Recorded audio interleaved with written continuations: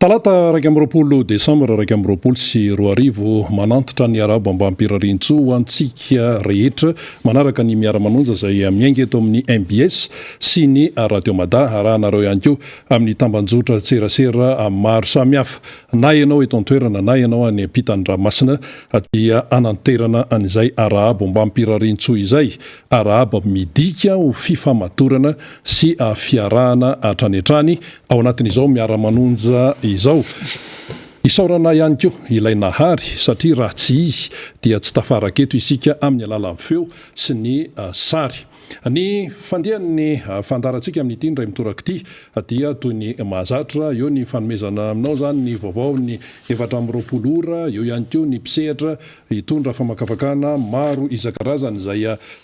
toe-javatra miseho sy iainana eto Madagasikara mazava loatra, fiainantsika malagasy ny fiainan'ny firenena, ny faniriana dia ny hoe ny iarahantsika hatramin'ny farany ao anatin'ny ora roa mahery no faretan'ny miara-manonja amin'ny ity indray mitoraka ity tahaka ny mahazatra ihany zany. Efa eto kaiketo moa namana faniry Razafy Manantany, mbola ho avy eo ihany koa ny solombavambaoka izay manana anjara atao anatin'ity fandarana ity dia ho hitantsika eo ny fandehan'ny raharaha. Veto ampanimbohana dia arabaina manokana ny sekretaria mpanjakana misahana ny gendarmerie ny général de division Serge Gillet izay velona somatsara na dia teo aza ny atao hoe fitsapana mahery vaika noho ny hoe napinjera zany ny helikoptera izay nanany moa zany mbola jerevantsika amin'ny Tsipriany eo ny fandehan'ny raharaha fa ny havana mantsakaiza ny sekretaria mpanjakana misahana ny gendarmerie ny général de division Serge Gillet dia fa miteny tamin'ny maraina teo zany mba miteny tamin'ny namana sy tapaka hoe mba hatenenao fa misy ny mitaitaina sy ny sisa na fianakaviany io na ny namana dia mitondra an'izany vaovao lehibe zany izay eto amin'ny miara-manonja MBS Radio Mada fa dia velona somatsara aloha zany ny général de division Serge Gillet sekretaria mpanjakana misahana ny gendarmerie iteny eo izy rehefa avy eo satria dia ny amambo ary dia isaorana daholo izay rehetra nanao ny aintsio zavatra tamin'ny famonjena izany. Mbola misy moa no tadiavina amin'izao fotoan'izao na ny rendrika tamin'ny sambo na amin'ny tany anatin'ny helikoptera izany fa dia ho hita eo ny fandehan'ny raharaha ny fanadihadiana ihany koa mbola mitohy hatrany. Namana faniry Razafy Manantany. Dia mirabanao rina, miraba ny mpijery sy ny mpiaino antsika ihany koa, dia miraba ny namana teknisiana izay miasa mafy amin'izao fotoana izao mampita ny sary sy ny feo, ny teknisiana eto an-toerana amin'ny MBS radio sy ny télé, ny Radio Mada ihany koa, ny any amin'ny faritra rehetra any dia arabaina isika menakavy izay manao izay asa izay mampahomby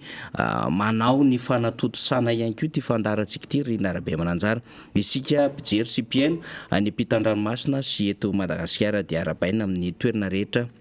izay misy atsika. Ny vaovao ny 4 ora rina mavesabesatra ihany no vaovao tena mavesatra mihitsy satria ny vaovao ny alantsika teto zany hoe minitra ny alantsika teto amin'ny studio Omaly dia nitotana ny vaovao tamin'ny fahalasany ny minisitra teo aloha Ranjivasona Jean Théodore, izy moa dia minisitra nisahana ny fampianarana ambony, efa ministry ny fonction publique ihany koa, efa mpikambana teo anivon'ny CST ary mpampianatra mpikaroka mpampianatra eny anivon'ny Anjerimanontolo izy no nandao antsika zany Omaly araka ny vaovao izay efa niparitaka moa zany hatramin'ny Omaly. Eny Ambatobeny ny razana rena Rabe Mananjara izay misy ny ministra teo aloha Ranjivasona Jean Théodore. Ny fahafantaram-be sy maro azy dia mpikambana izy tao anatin'ny antoko MFM, tao aorianan'izay izy dia mpikatroka tao anatin'ny antoko Tico Madagasikara satria dia anisan'ireo mpiasa mpanjakana izay nanana faniriana ny anatsarana izany tontolo ny asa mpanjakana sy ny tontolo ny fampianarana izay. Ny resaka hiteny amin'ny malagasy radio koa moa no tena no fotoran'izany teny amin'ny Anjerimanontolo ary anisany maha-mpampianatra mpikariko azy. Izy ihany koa rina dia efa azo lazaina hoe manana ny traikefa politika satria dia co-président ny antoko Matsilo izy na Madagasikara tsy mialonjafy Madagasikara lovain-jafy zany anisany zay antoko politika noforoniny izy sy ny sénateur teo aloha zany Joseph Elon na Imomy no co-président zany antoko Matsilo izany. Ary dia nanana ny traikefa maro izy nandritry ny raharaha politika mpanao fanatanjahantena izy satria de mpahay ady ihany koa ny ministra Ranjivasona Jean Théodore. Itsika dia mitondra ny teny fampiononana ho an'ny fianakavian'ny tompokla Ranjivasona Jean Théodore izay navita be isika teto amin'ny firenena zany, na ny tontolo ny fampianarana ambony, na ny tontolo ny fanatanjahantena, na ny tontolo ny politika ihany koa zany, arak'izay fahafantarany be sy ny maro ny ministra izay. Izy moa manana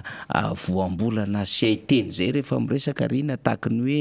mbola tsy masaka tsara ny toetra raha fa mbola somasoma ravo, sy ny hoe ny atao tsy voatery ho tenenina ary ny tenenina tsy voatery ho atao. Maromaro ny fomba fiteny tena malagasy toy ny hoe rian-kevitra zany anisan'ny manavanana ny ministra teo aloha zany rehetrarehetra izany. Ary dia zay ny tenentsika hoe olomangy izy avy any Ambatondrazaka no niaviany zany dia mitondra koa tsika ny teny fampiononana amin'ireo vahoaka ny loatra zany satria dia olombe no nandao tao anatin'izay trangany 420 raha izay. Ny namana rehetra, ny mpiara-mitolona, ny mpanao politika zany dia mifanao fotoana io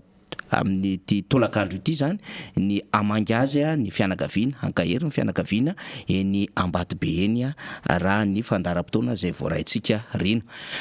Mbola nomaly ihany rina tsika niala teto dia tany amin'ny lalana tany dia nahazo vaovao ihany koa tsika mikasika indrindra ny faharendrehan'ny sambo.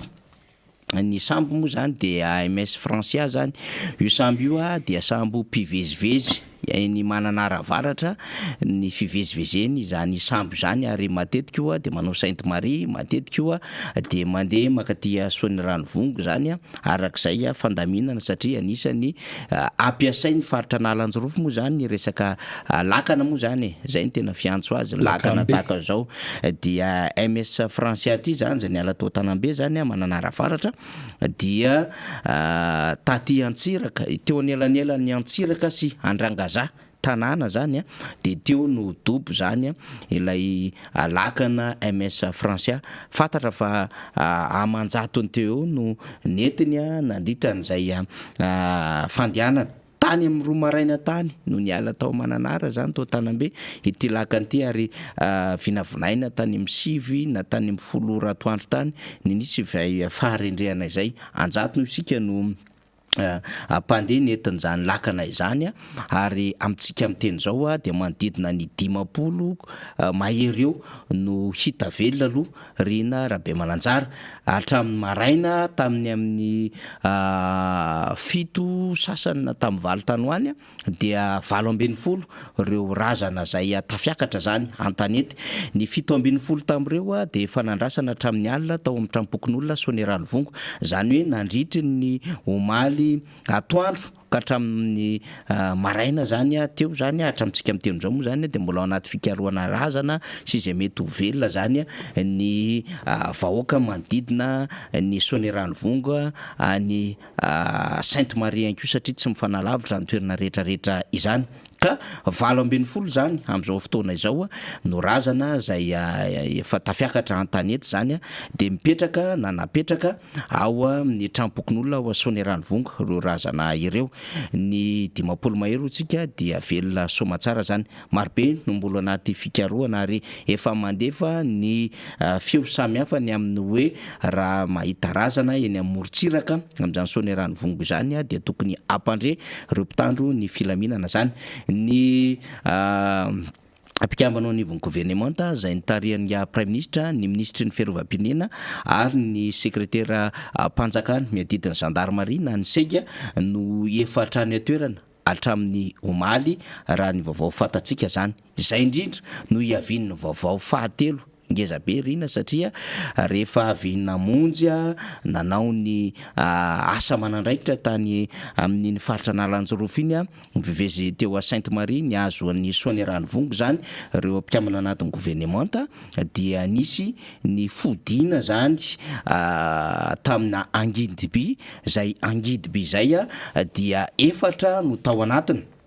dia ny mpanamory ny colonelier atao ihany koa colonel Andrenambinina de misy mécanicien ray dia ny secrétaire d'État la gendarmerie zany na ny seky zany no tao anatin'izany efatra izy ireo dia tokony tamin'ny 7 ariva mahery teo eo no nianjera tany Andranomasina atao Ambatomalamu Fokotany izy io atao anatin'ny commune Mahambo district Fenerive ny Angidiby nitondra azy ireo na ny hélicoptère zany nandritra izay fotoana izay dia petsaka ny vaovao hatramin'ny alina nitoy io maraina io Rina Rabe Mananjara dia ny vaovao lehibe aloha zany tokony tamin'ny 7 sasa maraina teo zany niditra tamin'ny maraindraina teo dia hita avitra somatsara ny seky zany secrétaire mpanjakana miadidiny gendarmerie Zeleserza zany zay nanomboka tamin'ny 7 sasany ho alefantsika eo ny vidéo ny témoignage zay nataony tao Mahambo satria dia nisy nanavitra izy ny mpanjono ny tompona restaurant ny vokon'olona teo manodidina ihany koa dia nahita azy zay nilomano nanomboka tamin'ny 7 sasany ariva ka hatramin'ny 7 sasany maraina zany hoe teo amin'ny adiny 12 teo eo zay lomano nataon'ny général de division zay seky zay Andriamatoa Zeleserza zany Rina Rabe Mananjara betsaka moa ny vaovao ny famafony amin'ny hoe de fa tahorana ny aina izy ireo ka nefa zay moa vaovao lehibe zany ny seky Zeleserza zany no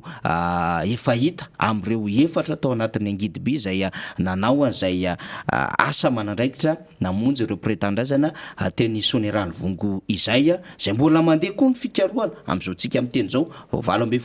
ambe folo zany reo razana tafiakatra tanety dimapolo no velona somatsara ratsy de ratsy ny andro any Ambatomalamu any Mahambo any kanefa dia efa any antoerana zany reo pisitrika zany ny avy corps de protection civile ihany koa sy ny bloga dia miantra na any antoerana misy remorqueur lehibe antserana tsambony Tomasina zay hitariana ny hélicoptère rehefa hita zay hélicoptère zay latsaka any anaty ranomasina izay miasa daholo zany ny rehetra am'izao fotoana izao fa mbola tsy hita loatra eto ireo colonel anankiroa sy lay mécanicien iray Rina Rabe Mananjara fa ny général Zeleserza no efa hita velona somatsara ary dia mitondra ny fijoroana vavolombelona sy ny zavatra ny ainana izy Rina Rabe Mananjara ao anatin'ity interview fofoy zay efa miparitaka ity andrasantsika ny namana technicien nandefa izay. Je suis le général Serge Gélé,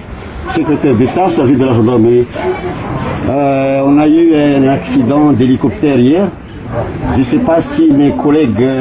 3 sont vivants. Néanmoins, je suis vivant, je suis bien arrivé à Mahambo. Je remercie tous les pêcheurs et les villageois de Mahambo. Je remercie le collègue restaurateur, comment j'appelais déjà Jason. Donc j'ai nagé nanomboka omaly zany nilomano nanomboka tamin'ny 7 sasany ariva jusqu'à tamin'ny 7 sasany maraina mbola tsy toroko no faty misaotra an'Andriamanitra afatra mihinany premier ministre fantako anao fa mitebiteby monsieur le premier ministre fantako fa mitebiteby monsieur le ministre de la défense velona somantsara ny segy afaka 24 heures izy afaka miasa tsara tsisy maratra fa mangatsika fotsiny monsieur le président tsy manina ny segy mampaleny fotsiny fa mety misy maty angamba linamako misaotra ny mpona Mahambo nandrera mafana zao de hoany amin'ny hôpitaly aloha de téléphoneko moa very daholo de zay fotsiny tiako atao hoe mba aparitaka kely ny vidéo iny mba ho hitan'ny fianakaviako hitan'ny karabiasa hitan'ny membre du gouvernement de losa magnitsara misaotra Andriamanitra. Merci. iny zany no interview ny ainga avy any mahambo io maraina io Rina Rabe Mananjara milaza ny fahaveloman'ny segy zany izy no ny teny tao anatin'izay vidéo izay Rina Rabe Mananjara. Ny zava-dehibe aloha zany de hoe teo lay fahavelomana fa ny miracle sy ny zavatra niseho tao anatin'izay sy ny courage tao anatin'izany rena tena mampihetsi-po mihitsy satria ny filazan'ny segy azy teo zany na ny secrétaire d'État ny gendarmerie de hoe ny lomano izy nanomboka tamin'ny 7 sy sasany arivo mandra-pahatonga ny 7 sasany maraina dia lavitra zany lalan'izany ary tena misy courage lehibe tao anatin'izany lafin-javatra zay nampitaina izany ary marina tokoa zany mbola tsy torony ho faty matoa mbola velinaina somatsara mbola afaka nanao an'izay fifampiresahana zay betsaka moa nefa somary efa kivy ihany rehefa krasina fiaramanidina tahaka ireny kanefa dia misy ihany koa zay hoe fomba fiasan'ny ao ambony zay tsy takatry ny saina zay ao anatina fiarovana zany rehetrarehetra zany. Ninontsika dia ny azona vaovao momba azy telo mirahalahy zay ny ara-dalana atao anatin'izany angidy by izay nitondra ny segy izay ary ny ahitana ihany koa Rina an'ireo zay dobo zany tandakana zany tamin'ny MS français satria zay moa tena mission principale zany ny secrétaire d'État ny gendarmerie sy ireo manam-boninahitra zay niaraka tamin'ny sy mécanicien amin'ny fiaramanidina kanefa dia nitrangana loza tany Ambato-Malama zay misy ny Mahambo zany. Iny moa dia lalan'ny Fianarovantsinanana zany dia sy fantatsika tsara Mahambo zany. Ny ohatran'izao Rina dia atsiarovako tampoka nitranga Rina tamin'ny fianjarian'ny fiaramanidina tany Afrika tany izy ity fa nisy malagasy tao anatiny tsaroantsika tsara Lalao Raketamanga dia samy gaga ny rehetra de velona somatsara izy tamin'izany tantara zany tamin'ny andro ny président Deratsiraka nisy an'izany satria dia minisitra izy taty aoriana dia efa tale général ny Omapi ihany koa zany olona resahantsika zany Andriambavilanitra fa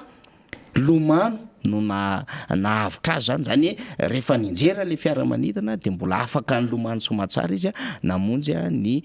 faridranomasina zany namonjena azy ireo zany tahaka izao zany rehefa ampy an'izay hoe traikefa na resaka lomano zay de manavitra zany amin'ny trangan-javatra ohatran'izao ny segy moa de efa diso fantatry ny rehetra satria izy de efa avy teny Tsormandidy Rina nanana andraikitra teo anivon'ny gendarmerie tany de efa nanana andraikitra teo anivon'ny gendarmerie ihany koa izy tany Tomasina tsara manamarika fa avy ny Fianarovantsinanana ny secrétaire mpanjakana zany dia nanana andraikitra izy zany ny baiko ny zandary tao Tomasina ary de fantatry ny rehetra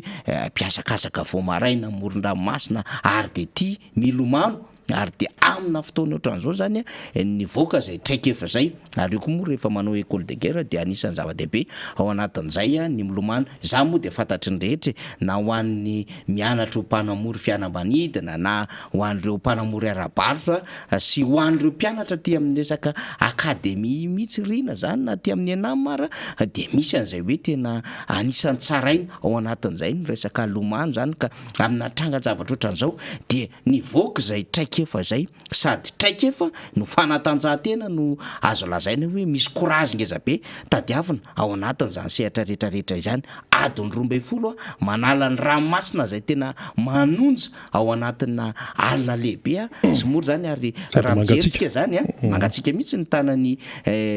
général de division zay le serge teo somary fotsy be le izy zany hoe efa manomboka mihinana ihany koa lay tany anaty rano dia zava-dehibe zany Rina ny amin'ny hoe ny traikefa ny fanampian'Andriamanitra sy ny hoe io ihany koa zany lay finoana amina zavatra lehibe ohatran'ireny de miara-miaraba aloha zany tsika ho an'ireo velinaina somatsara velinaina tany amin'ny MS français velinaina tany amin'ny angidy by zay ninjera tatia Mahambo ary manolotra ny teny fampiononana fentsika ho an'ireo zay lavo zany nodimandry taminatin'izao tranga zay mampahonena zao efatra 20 manjombona ny resantsika rina ary ho ananalanjorofo satria niainga tany Mananara dia nahazo an'ny Sainte Marie dia nikisaka tatia Sonerano Vonga zay destination an'ireo mpandeha tao anatin'ny MS Français satria tsara manamarika atsika izy ireo dia mpiasa zay nanao an'ilay hoe saison na jorofo zany nanao asa na jorofo nakany Mananaravaratsy izy ireo dia nietrehitra zany mba hody any amin'ny fianakaviana hanao fin d'année zany dia nitrangany zao loza atao Antsiraka anelanela ny Antsiraka sy Andrangaza maherihery ny ranomasina rehefa iny amin'ny mifaritra iny surtout misy an'ny Vinany raha teo tsarotsika tsara le nalavo nadobo ny renim-pianakaviana Nadine Ramarsona sy mpiara-miasa tsy mifanalavitra eo zany toerana resantsika zany fa izay moa zany zava-misy eto anivon'ny firenena dia ateritsika hatrany fakahirezana sy fampiononana feno ho an'ireo fianakaviana satria iverentsika rina fa adidy no mifampitondra ao anatin'ny fakahirezana ny lafin-javatra mahery tahaka ireny tsika moa zany dia mandatsaka ny sary ihany satria arakaraka ny fivoarana vaovao mbola miandry amin'le hoe ahoana ny fahitana n'ireo mbola dobo tany amin'ny MS Français ahoana koa ny makasy zay telo mirahalahy zay niaraka tamin'ny iseg zany iseg moa zany dia mametraka ny fanamariana tsy fantatro izy namatina velona reo niara-dalàna tamiko fa dia niraritsika zany dia niazotsika ny vaovao tsara satria dia izany no zava-dehibe ny mbola hoe velona afaka mirehria ary afaka mamita ny adidy amanandraikitra rina rabe mananjara zay le hoe l'homme propose Dieu dispose zay le izy ka na ahoana aloha zany na ahoana dia héros national ny secrétaire mpanjakana am'sana ny gendarmerie ny général de division Serge Gélé satria raha nahita azy ny teny teo isika tsy hoe tanora voaeritrerina izy fa efa ray aman-dreny efa lehibe ihany kanefa nahavita ny ilomano tao anatin'ny adiny 12 nanomboka tamin'ny 7 sasany hariva ka hatramin'ny 7 sasany maraina ny tenanay tonga teto amin'ny studio teto amin'ny MBS tamin'ny 9 sasany maraina zany hoe ny seg zany mbola tany amin'ny ranomasina tany fa rehefa nitotona avy hatrany lay vaovao dia avy hatrany dia natao ny fanomanana rehetrarehetra ary izy moa efa niangavy hoe mba aparitao ty mba hoe ho hitan'ny fianakaviana sy ny namana rehetrany hoe velona somatsara ny général de division Serge Gélé secrétaire mpanjakana am'sana gendarmerie dia tsy nisalasala ny teto amin'ny MBS radio Mada miara-manonja fa nanao ny fomba rehetra zany dia nalefa tamintsika teo ilay notenenina izany ka zay no nambara hoe na inona aloha zany dia héros national ny seg zay ny momba an'iny fa efa miomakomanao ny solom-bavambahoaka Hamamy Rabenirina izay lany tamin'ny alalany tiako Madagasikara teny amin'ny district ny Ambohidratrimo questeur fahatelo ny atỳ Mirapirenena secrétaire général ny atoko tiako Madagasikara ihany koa mbola miomakomanao izy fa hiditra eo izy rehefa avy eo fa ny fanamariana fotsiny zany ao anatin'ny hoe famakafakana na manafaniry momba ny le resaka sambo ndray ty resantsika ty tsy resaka momba ny hélicoptère mihitsy aloha tsika fa le resaka lozan-dranomasina mantsy ny netim-boan'ny tiraraha ty araka nefa nambara teo akoatrany hoe fitadiavana ny ireo mbola tsy hita aloha zany sy ny fahitana ny hoe nisy nodimandry misy ny velona somatsara misy porté disparu mbola tadiavana manao ny aintso zavatra ny mpitady rehetrarehetra dia ny atao hoe ny famakafakana moa zany tsy maintsy mandeha any amin'ny raharaha tahaka antony ny fanadiadiana ihany koa mazava loatra tsy maintsy mandeha ary ny toe-javatra tahaka antony dia natao andraisana lesona hatrany satria isika dia tsy maintsy mampiasa ny moron-dranomasina tsy maintsy mampiasa sambo tsy maintsy mampiasa lakambe sy izay lakana sy azo ampiasaina rehetra zany amin'ny sambo anosy antsika ny morontsiraka Madagasikara ny 10,000 kilometatra mahery dia mampiasa an'io zany isika eto Madagasikara ny tsara mariana ao anatin'izay rehetrarehetra zay dia ny hoe ny resaka sécurité sy ny resaka sûreté resaka fifamoivoizana an-dranomasina raha ho an'ny Madagasikara dia io zany mila ilana tena hoe fanamafisana mihitsy satria isika aloha zany tsy manana an'le hoe sambo be ohatra n'ireny kompania ny ivelan'ireny aloha fa ny hoe lakambe zany ny tena mpivezivezy manao kabotazy dikan'izany kabotazy zany le miala kely ny morontsiraka Madagasikara dia ohatra hoe mandeha miala amin'ny tanàna anankiray dia mamonjy tanàna anankiray fivezivezeny ny atao hoe ny entana sy ny olona ihany koa fa ny tena ampivezivezy zany amin'ny ankapobeny dia ny resaka entana satria manamora kokoa zany ilay resaka fivezivezena izay resaka hoe sambo izay na lakambe io na sambo ino izay azo ilazana azy ka eo amin'izay resaka hoe sécurité zay zany dia io mila amafisina mihitsy satria ny loza tahaka an'izao dia fandraisana lesona fa tsy hoe eto tsika dia tsetsitra eto dia ahoana fa isika tsy maintsy mampiasa an'izay fifamoivozana an-dranomasina izay na tiana na tsy tiana satria manampy be dia be tokoa izy io ka ao anatin'izany zany dia misy ny fiavahany hoe sambo na zay fitaterana an-dranomasina natao hitateran'olona dia ao natao hitaterana entana ihany koa zany ary izy ireny dia misy procédure vao mipoitra mihitsy ity loza an-dranomasina ity dia efa mikaroka hoe ahoana moa ny tena procédure momba ny toe-javatra tahaka an'ireny raha hoe iaingeto ianao dia mandeha makary dia ahoana ny fandehana reny zany tsy maintsy enregistré daholo tsy maintsy officiel daholo fantatry ny tompon'andraikitra misahana ny resaka hoe fifamoivozana morontsiraka na an-dranomasina zany ka amin'ny ankapobeny zany tsy tokony hisy hoe zavatra mandeha ho azy na hoe clandestin na ohatran'izany fa manaraka ny alamina amin'ny tontolo fifamoivozana an-dranomasina ary dia misy moa ny sampatraraha misahana zany manokana ho an'ny eto Madagasikara izany ka eo zany no mila atao hoe mila mipetraka tsara ny resaka sécurité sy ny sûreté andrindra hoe misy ain'olona ary mila mipetraka ihany koa ny système de contrôle amin'ny atsipria mihitsy amin'ny resaka tontolo an-dranomasina io tsy resaka hoe tontolo an-dranomasina fa nanabakabaka na inona dia mila mipetraka izay satria raha ity zao dia hoe anjatony no tao anatin'le lakana teo nefa voalaza hoe tena hoe tokony hoe entana zany no fetin'ny karazana sambo inona moa filazan'ireny lakambesa inona filazan'ireny dia mila tena hoe arahamaso amin'ny atsipria mihitsy ny resaka fanarahamaso morontsiraka Madagasikara somary tarina kely le resaka dia matetika tsika mainao an'ireny hoe misy sambo mpanjoro mikilando manjono amin'ny morontsiraka Madagasikara mangalatra miditra te reny zany mbola zavatra hafa ihany koa reny ka izany dia mila tena hoe fandraisana fepetra tena hoe aingana mihitsy sy arak'izay azo atao satria misy ain'olombelona ao anatin'ilay izy misy resaka toe-karena ao anatin'ilay izy dia mifamenao daholo zay rehetrarehetra izay zay no hoe laha tompolasy sy tombovavy tsy azo natao ny lohalovana fotsiny zany toe-javatra zany fa tsy maintsy ndresana fa dia hiditra avy hatrany zany ny solombavam-bahoaka Mamy Rabenirina iaraka amin'ny namana Faniry Razafy Manantany Ndahoary. Ny vaovao lehibe aloha zany Rina akoatra ny fahitana antsika dia efa hita zany ilay helikoptera zay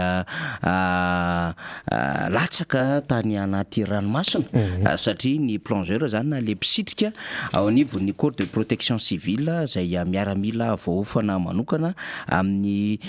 fisitriana any anaty ranomasina tahaka n'ireny zany no nahita azy dia efa mivonona ny remorqueur zany isitona an'izay zany hiezaka anatina an'le toerana nisokatra ny varavaran'ilay helikoptera raha ny fanamarihana zay source avy anivon'ny ministera ny fiarovam-pirenena midika izay ho izy ireo fa afaka mivoaka somatsara tao anatin'izany helikoptera izany ny tao anatiny ity mpandeha tao anatin'izay dia izy ity moa zany itsika miezaka mitondra ny vaovao mihitsy ary zay ny raha antsika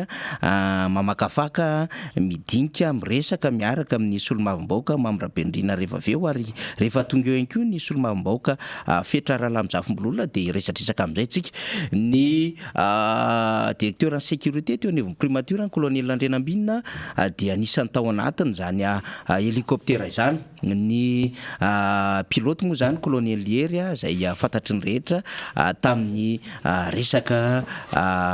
ranobe reny famonjena nireo malagasy zay tamin'ireny ranobe reny dia anisan'ny efa hitandretra ny traikefa zany niaraka tamina mécanicien anankiray zay zany ny mikasika izay fa ezakitsika rehefa aveo rehefa vonona avy any amin'ny namana teknisiana zany ny sary de misy ao fanehoan-kevitra nataony mpanjono satria zany misy témoignage ny amin'ny hoe tamin'ny vidéo voalohany alefatsika teo de miresaka zany ny général Zeleser zany amin'ny hoe misaotra an'ireo mpanjono misaotra an'ireo praitanana zany teny amin'ny manodidina ny mahampo teny zany zay nahita azy nanavitra azy zany tao anatin'izay izy nilomano zay dia ho alefatsika rehefa voninao namana teknisiana ny feo an'ilay mpanjono zay anisany nivoaka maraina zany nandeha ohatrany mahazatra anatin'ny asany kanefa dia nifanojo zay otsika le hoe lalan'Andriamanitra amina zavatra tahaka izao dia ho alefatsika eo ny témoignage nyty mpanjono ity zany zay anisany nahita nanao ny fanavotana ny général Zeleser zany namana teknisiana rehefa vonona le mpanjono dia alefatsika izay ngambana efa eny ary miandry kely an'izay tsika satria eo mpandaminana ny sary vetivetika ny teknisiantsika de ho alefo zay sary zay tany mahambo feno arivo atsinanana izay ny fizaramba-bao moa ataotsika foana zany fizaramba-bao satria iverintsika zany hoe tena zava-dehibe ny fafana mizara ny vaovao tahaka izao vaovao mafana le izy maromaro ny zavatra mitranga ao anatin'izany zay tokony anokafana ny endriky ny fanadihadiana na ny tato amin'ny lakana ny lakana aloha zany dia ny APMF zany na lay agence zay misahana ny seranana sy ny fitaterana andranomasina zany sy ny andranomamy dia manana am'izay hoe ahoana ny fomba fanomezan-dalana am'ireny lakana ireny ary rehefa mandeha koa ny lakana dia tsy maintsy misy lay fifandraisana zany amin'ny eny anaty ny ranomasina amin'ny ety ivelana nanahoana zany ary ireo mpandeha satria izany daholo dia hevin'ny adevitra ny amin'ny hoe efa nahazo alalana ve le lakana ny enregistrena ve na noraisina tsoratra ve ireo mpandeha tao anatiny zany lakana izany de zay manko no ahafantarana zany ny fafana mirindra ary nisy ve ny gilet de sauvetage zay nanaovan'ireo mpandeha tao anatiny zany lakana izany misy dikany daholo zany zavatra resahantsika izany ao anatina trangan-javatra ohatran'izao satria dia anisany hoe ao anatina asa maha-professionnel ary zay no ametrahana ny APMF anara-maso am'ireo lakana zay mifamezivezy am'ireny toerana ireny tsy miambakory ny tena raha miresaka satria efa mpandeha miteta rano ihany ary nandeha tamin'ny ranomasina avy any Nalanjorofo iny takony avy any Maroantsetra ny azo amin'ny 10 point adiny 4.10 zao ary dia tsy mora ny fombafomba zay andehanana amin'ireny lakana ireny eo no zany fikajinan'ny anarana eo aloha zany tsy maintsy anaovana ny gilet ny fiatrehana ihany koa ny amin'ny hoe fiazona ny tanàna samihafa mila mahafantatra an'izay ny endriky ny toetrandro rehefa hoe miala eto de miakatra ny rano miala eto midina ny rano ahoana ny toetrandro mandrivotra ve sy ny sisa ny lakana ihany koa ny am'ireo motera zay ampiasaina ao anatin'izany de mila fatarina tsara ny tanjaka sy ny fahampiny ny gasoil zany zay manodina an'ireny motera samihafa ireny zany na mety ho lasantsy io salasala am'izay ka zany rehetrarehetra izany no resantsika ho alefantsika ary lay fijoroana zany vavolombelona zany interview natao tamin'ilay mpanjono zay anisany nanavitra ny général Zeleser zany tamin'ity tranga tany Mahambo ty. Hitako siky zany de zay mpanjono zay de zay mpanjono zay nandeha mintagna herina amin'ny 4 akeo de izy hitanay ao de dobo tagnaty rano de nagnatognatonga ananjy zay de za io izy dobo latsaka tagnaty hélicoptère de za nanay izy mirivorivo eo izy fa misy sauvetage io izy za iny raha misy sauvetage anao za tsy maty fa zay vakeo za mihirigna malaka anao fa le lakananay kelikely tsy mazaka anao koa tsika telo laza tsy zakany de zay sy zanako zegny zay double io andeha minta de zahana ny raha io ozy fô nao zay mila matotra hoe ia ozy tsy teto ndraiky izy ndao ozy erika anare zay nenga de tonga tantanity nalakalakagna maventy zay vao nangalanay anazy zany izy tsefitsefy tsy tamin'ny place-ny isy ananjy fô zay PCR zegny efa mahafantatra le courant tamin'ny firy teo zany azafady tamin'ny efatra tamin'ny efatra maraina tamin'ny efatra maraina de zay vitagny amizay to de aketo io amin'ny valo zay totitoty nalakanazy le olona tsisy hitanareo ve le olona niaraka taminazy fa niresaka izy misy olo efatra ozy de nifampifiko izy zay tankaiky ty ia nifampiresaka nifiko ozy zay nifampifiko zay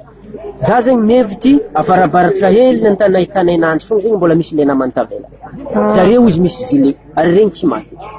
teza hoaiza le izy io avaratra ty avarabaratra etsy avarabaratry kilometre mille tanety regny kilometre mille tanety ianarany ramse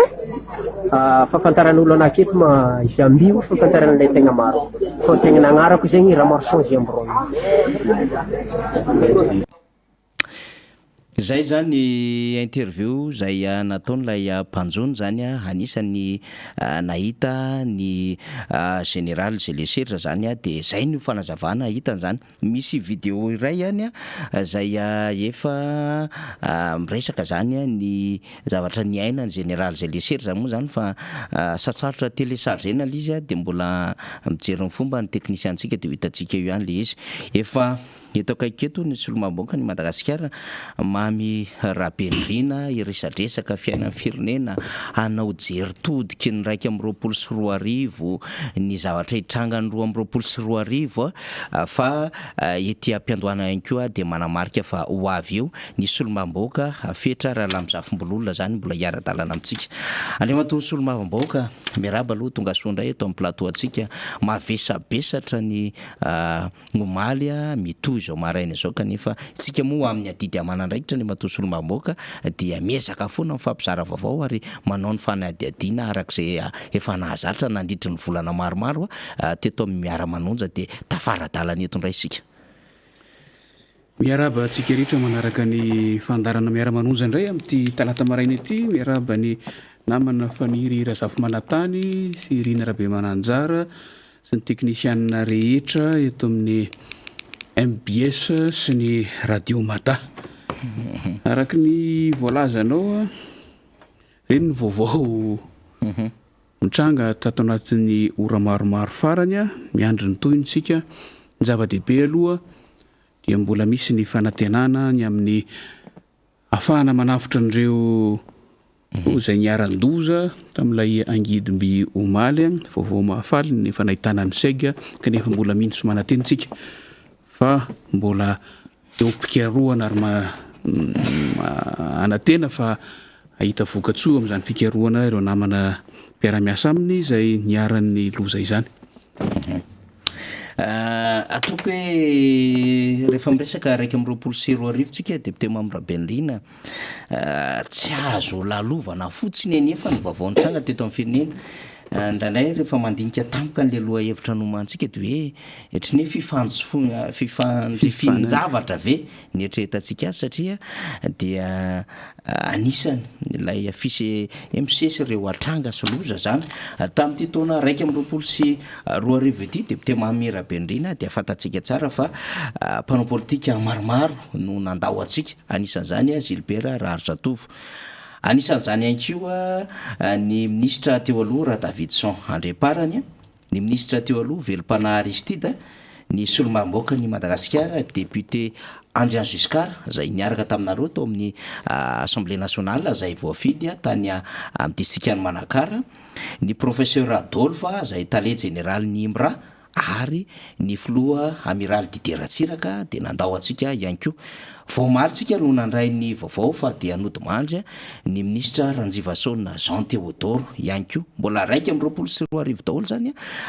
député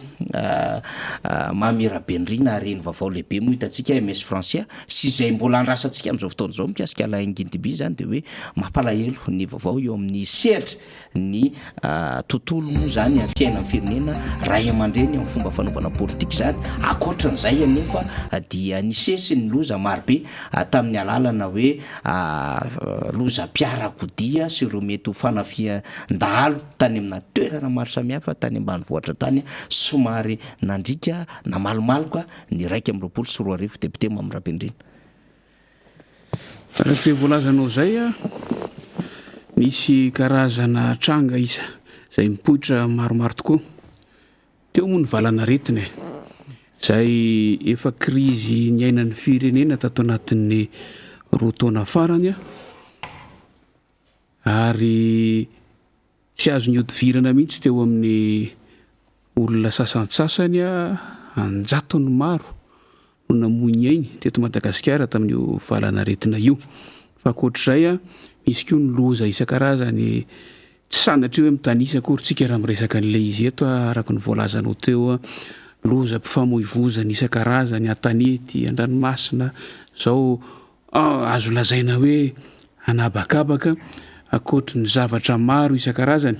izay nitranga teto anivon'ny firenena tao anatin'izay fotoana izay ny ainatsika koa fanira zafimanatany ny fiboana zay tamin'ny andian'ny faharoa tamin'ity taona 2024 ity vokatry ny fisian'ny valanaretina teto Madagasikara sy teto amin'izao tontolo zao ary vokatry zany zavatra zany dia nikorotana ambony ambany ny fiainan'ny firenena ny ainatsika teto Madagasikara koa ataoko hoe loza voajanahary ve ny filaza azy ny ahitany ny kere indrindra zay zarina mpalaza ratsy ny firenentsika tamin'ity 2024 ity ka raha iresaka ny taona 2024 amin'ny ankapobeny tsika ny roany dia azo lazaina hoe tsy dia tena ao anatin'ny fifaliana ihany satria araka ny voalazanao teo fifanan'ny finjavatra ve fa na ny andro anaovantsika le izy ara dia azo lazaina hoe andro manjombona eo amin'ny fiainan'ny firenena satria ampolony maro no matomaly tamin'ilay fifamoivozana an-dranomasina mbola niampy ny filatsahan'ilay angidim-by zay mbola tsy fantatra na inona ny vaovao farany amintsika miteny zao na nahoana hita daholo ve ireo olona tao anatiny sy ny sisa anatin'ny andro tena manjombona ny firenena amin'izao fotoana zao raha ohatra ka fehizitsika ihany koa tena nanjombona koa ny taona 2024 tamin'ny ankapobeny. Zay moa tsy maintsy hoe lalovantsika zany rehetrarehetra zany satria dia manao an'ilay famitinana ny zavatra mitranga atsika ny 2024 efa natomboka maly izy io ary niaraka tamin'ny mpandrina nasionaly ny antokotiko Madagasikara Andriamatoa Rakotondrina Jean-Claude Roger zany ny resahana ny zavamisy teto anivo ny firenena ary mbola tohizantsika le izy député Mamirapendraina fa ny zavatra mitranga ihany ny 2024 dia ny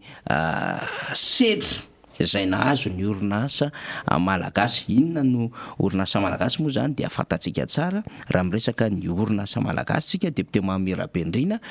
dia saika nanamaloka ny 2024 ny teo aloha zany valanaretina fa teo ihany koa ny feo zay nentin'ireo mpiasa ao anatin'izany orinasa zany raisitsika ny Hermady raisitsika ihany koa ny fivoahan'ny anarana tsy Hermady fa Madagascar Airlines zany anatin'izao fiainan'ny firenena izao ary nisy moa zany ny fandefasana ireo mpiasa zay nandeha chômage technique fa akoatran'izay dia misy ihany koa ireo orinasa mirazotra amin'ny Hermady zay sahirana ary nandefa ihany koa ireo mpiasany tahaka izany ohatra ny Sofitrans zany fa rehefa miresaka an'izay tsika orinasam-panjakana dia ny Hermady ihany koa iny moa zany dia efa zary fantatry ny be sy maro ny tsy fahatombombana ny jiro sy ny rano ao anatin'izany jirama zany zay ho resahantsika rehefa avy eo momba n'ity jirama ity fa anisan'ny vaovao lehibe nampisongadina ny jirama dia ny hoe fanesorana ny tale jeneraly dia fametrahana tale jeneraly mpisolo-toerana ary ny famerenam-bola mitetina any amin'ny ray tapitrisa sy 700 mahery anoany zany zay voaresaka atao anatin'le hoe averina zany na 1 700 000 $. dia ny teo manodidina $600,000 teo député Mamy Rapendrina no naveriny ny Jirama zay notakiny ny Banque mondiale zany fa tsy totrao sa atsakany sy andava ny fomba nytantanana azy ary tsy mazava ny fomba zay nandaniana azy ireo zany lela vola izany dia atramin'ny tamin'ny fahatelo volana Desambra teo no kendrena namerena izany amin'ny andeha voalohany fa misy andeha faharoa zay mbola ao anatina fifampidiniana raha ny vaovao zay fantatsika zany ny resaka Herma dia Jirama zany fa ny secrenina ihany koa dia tsy mety tafarina zay mborona sampanjakana zany resahantsika zany ary ny taky karama efa ambolana maro izy ireo ary saiky tsy misy asa ireo mpiasa akoatriny hoe potika ny orinasa tsy mihodina araka an'izay tokony ho izy kanefa ambolana dia tsy nazo karama ny mpiasa eo anivo ny secrenina ny Sirama zay tsy mihodina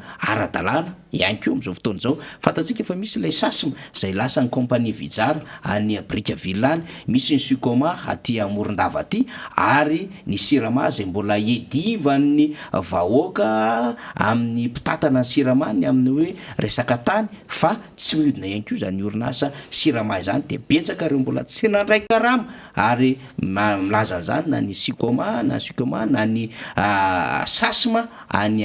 Brickaville na ihany koa reo any Anosy Be Elville ary dia ny tsy fandoavana ho fatrano tsy fahafahana mampiana-janaka tsy fahafahana miatrika fety de olona nyreo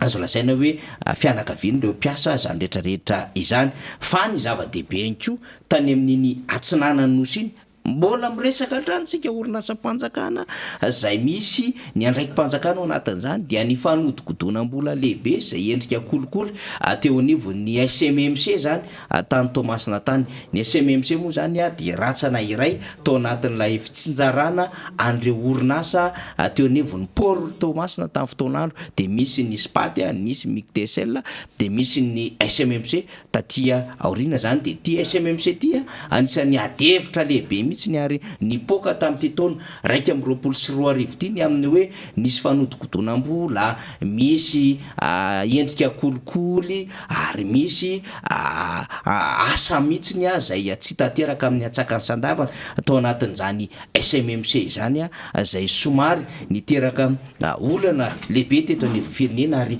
nitarika amina adevitra tamina tompon'andraikitra ambony teo anivon'ny présidence izany ary mbola mandeha sy miandro moa hoe aizany toy an'ity SMMC ty ho an'ny eo anivon'ny Bianco sy eo anivon'ny Pâques satria de efa nisy antota taratasy nivoaka mikasika izany orinasa mpanjakana izany akoatry ny SMMC dia nokasaina ihany koa hatao na nokasaina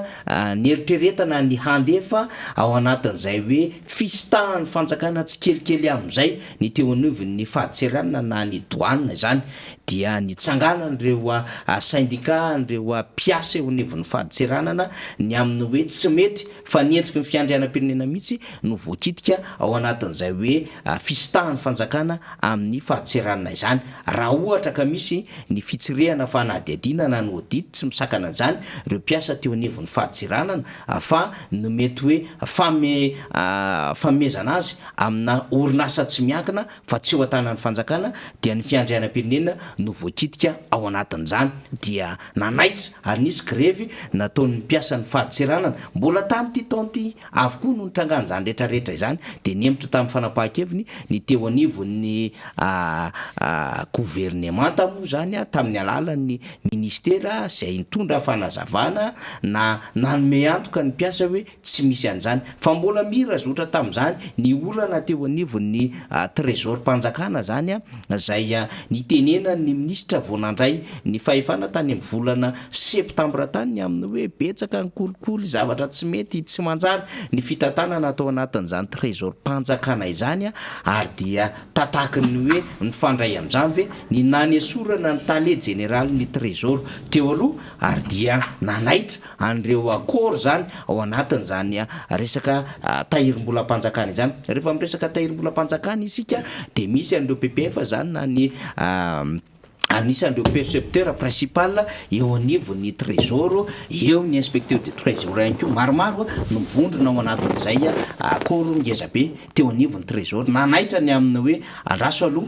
manana amin'ny maizy azy ny tahirim-bolam-panjakana fa tsy ohatran'izany ny fomba fitantanana sy fomba firesaka eo anivon'ny ty tahirim-bolam-panjakana ity. De nemitra ihany koa tamin'ny fanapahan-keviny teo anivon'ny ministera dia tonotony ny zava-misy teo anivon'ny tahirim-bolam-panjakana. Fa faranteo tsika dia nahita ny fanairana nataon'ireo mpampianatra mpikaroka mpampianatra ary ny fitokonana nataon'ireo mpiasa teo anivon'ny parka botanika e zoolozika tsy mazaza na ny PB zay da tendray zany ny aminy hoe fikasana hanao privatisation an'ity parka botanika e zoolozika tsy mazaza ity ka misy orinasa nakarana zay misehatra amina resaka fifandraisan-davitra, misehatra amina resaka carburant no saika andray zany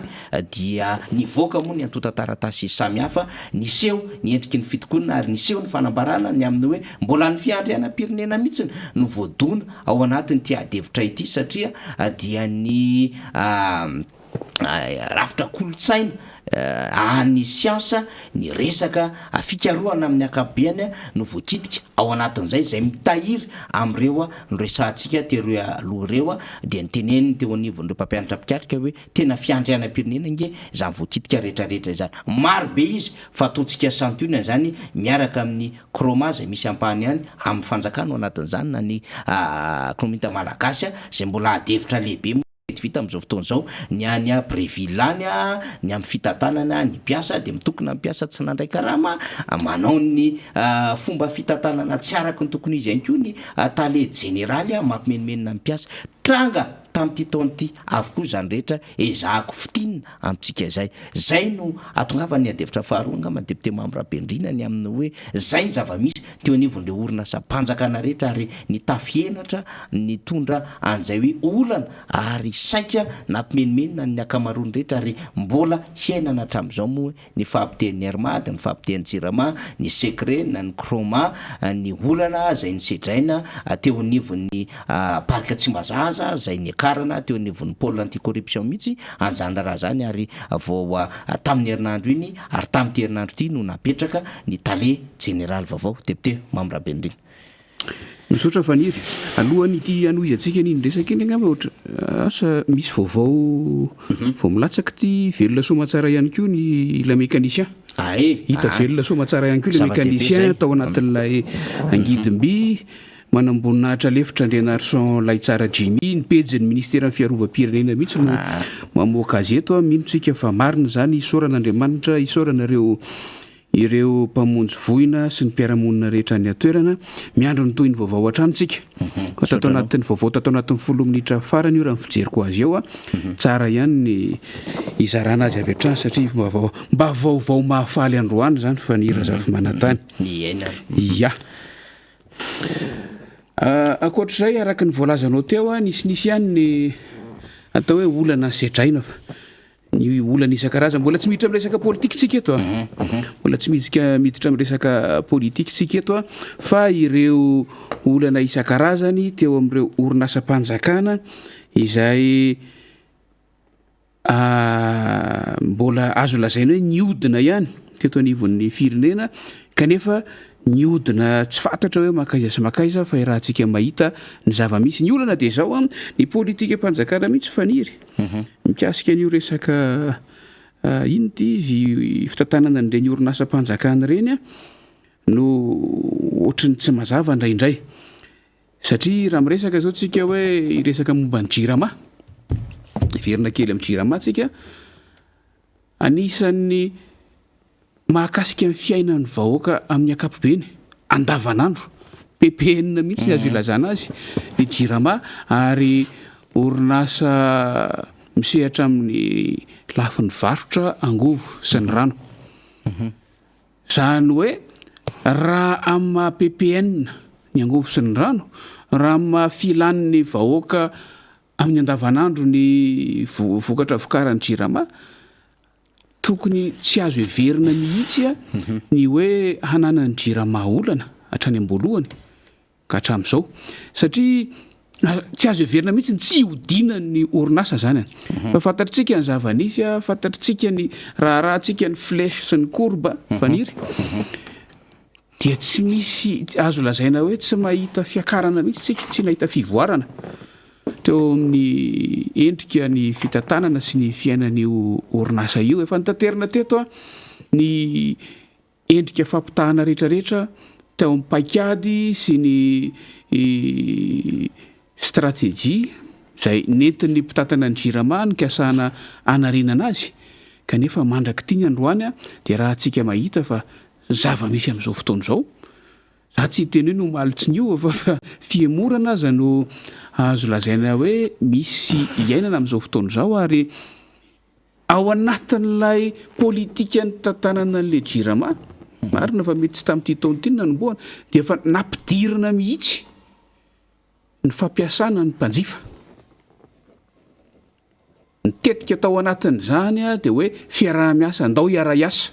hoentina navotana ny jirama fampiasana ny mpanjifa fampiasana ny mpanjifa nge fanira zafy manatany io resaka auto relevé io asan'ny orinasa zany amin'ny ankapobeny fa manantena ilay mpanjifa hoe rehefa mba mandray anjara amin'ny vantana ao anatin'le fampihodinana ny orinasa izy a mandray anjara mivantana amin'ny asan'le orinasa dia isy fiatraikany tsara kokoa miverina ny aminy rehefa avy eo tamberim-bidiny izay fa ny zava-misy a vao maika mialoza noho ny teo aloha miaratsy noho ny tany aloha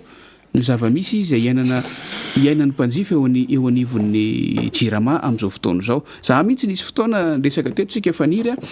nitondra ny fanamariana isan-karazany amin'ny feon'ny mpanjifa mikasika an'io orinasa jirama io a ny fahasarotan'ny fiainana kanefa zavatra tsy azo ialana indrindra io zavatra io raha iresaka ny jirotsika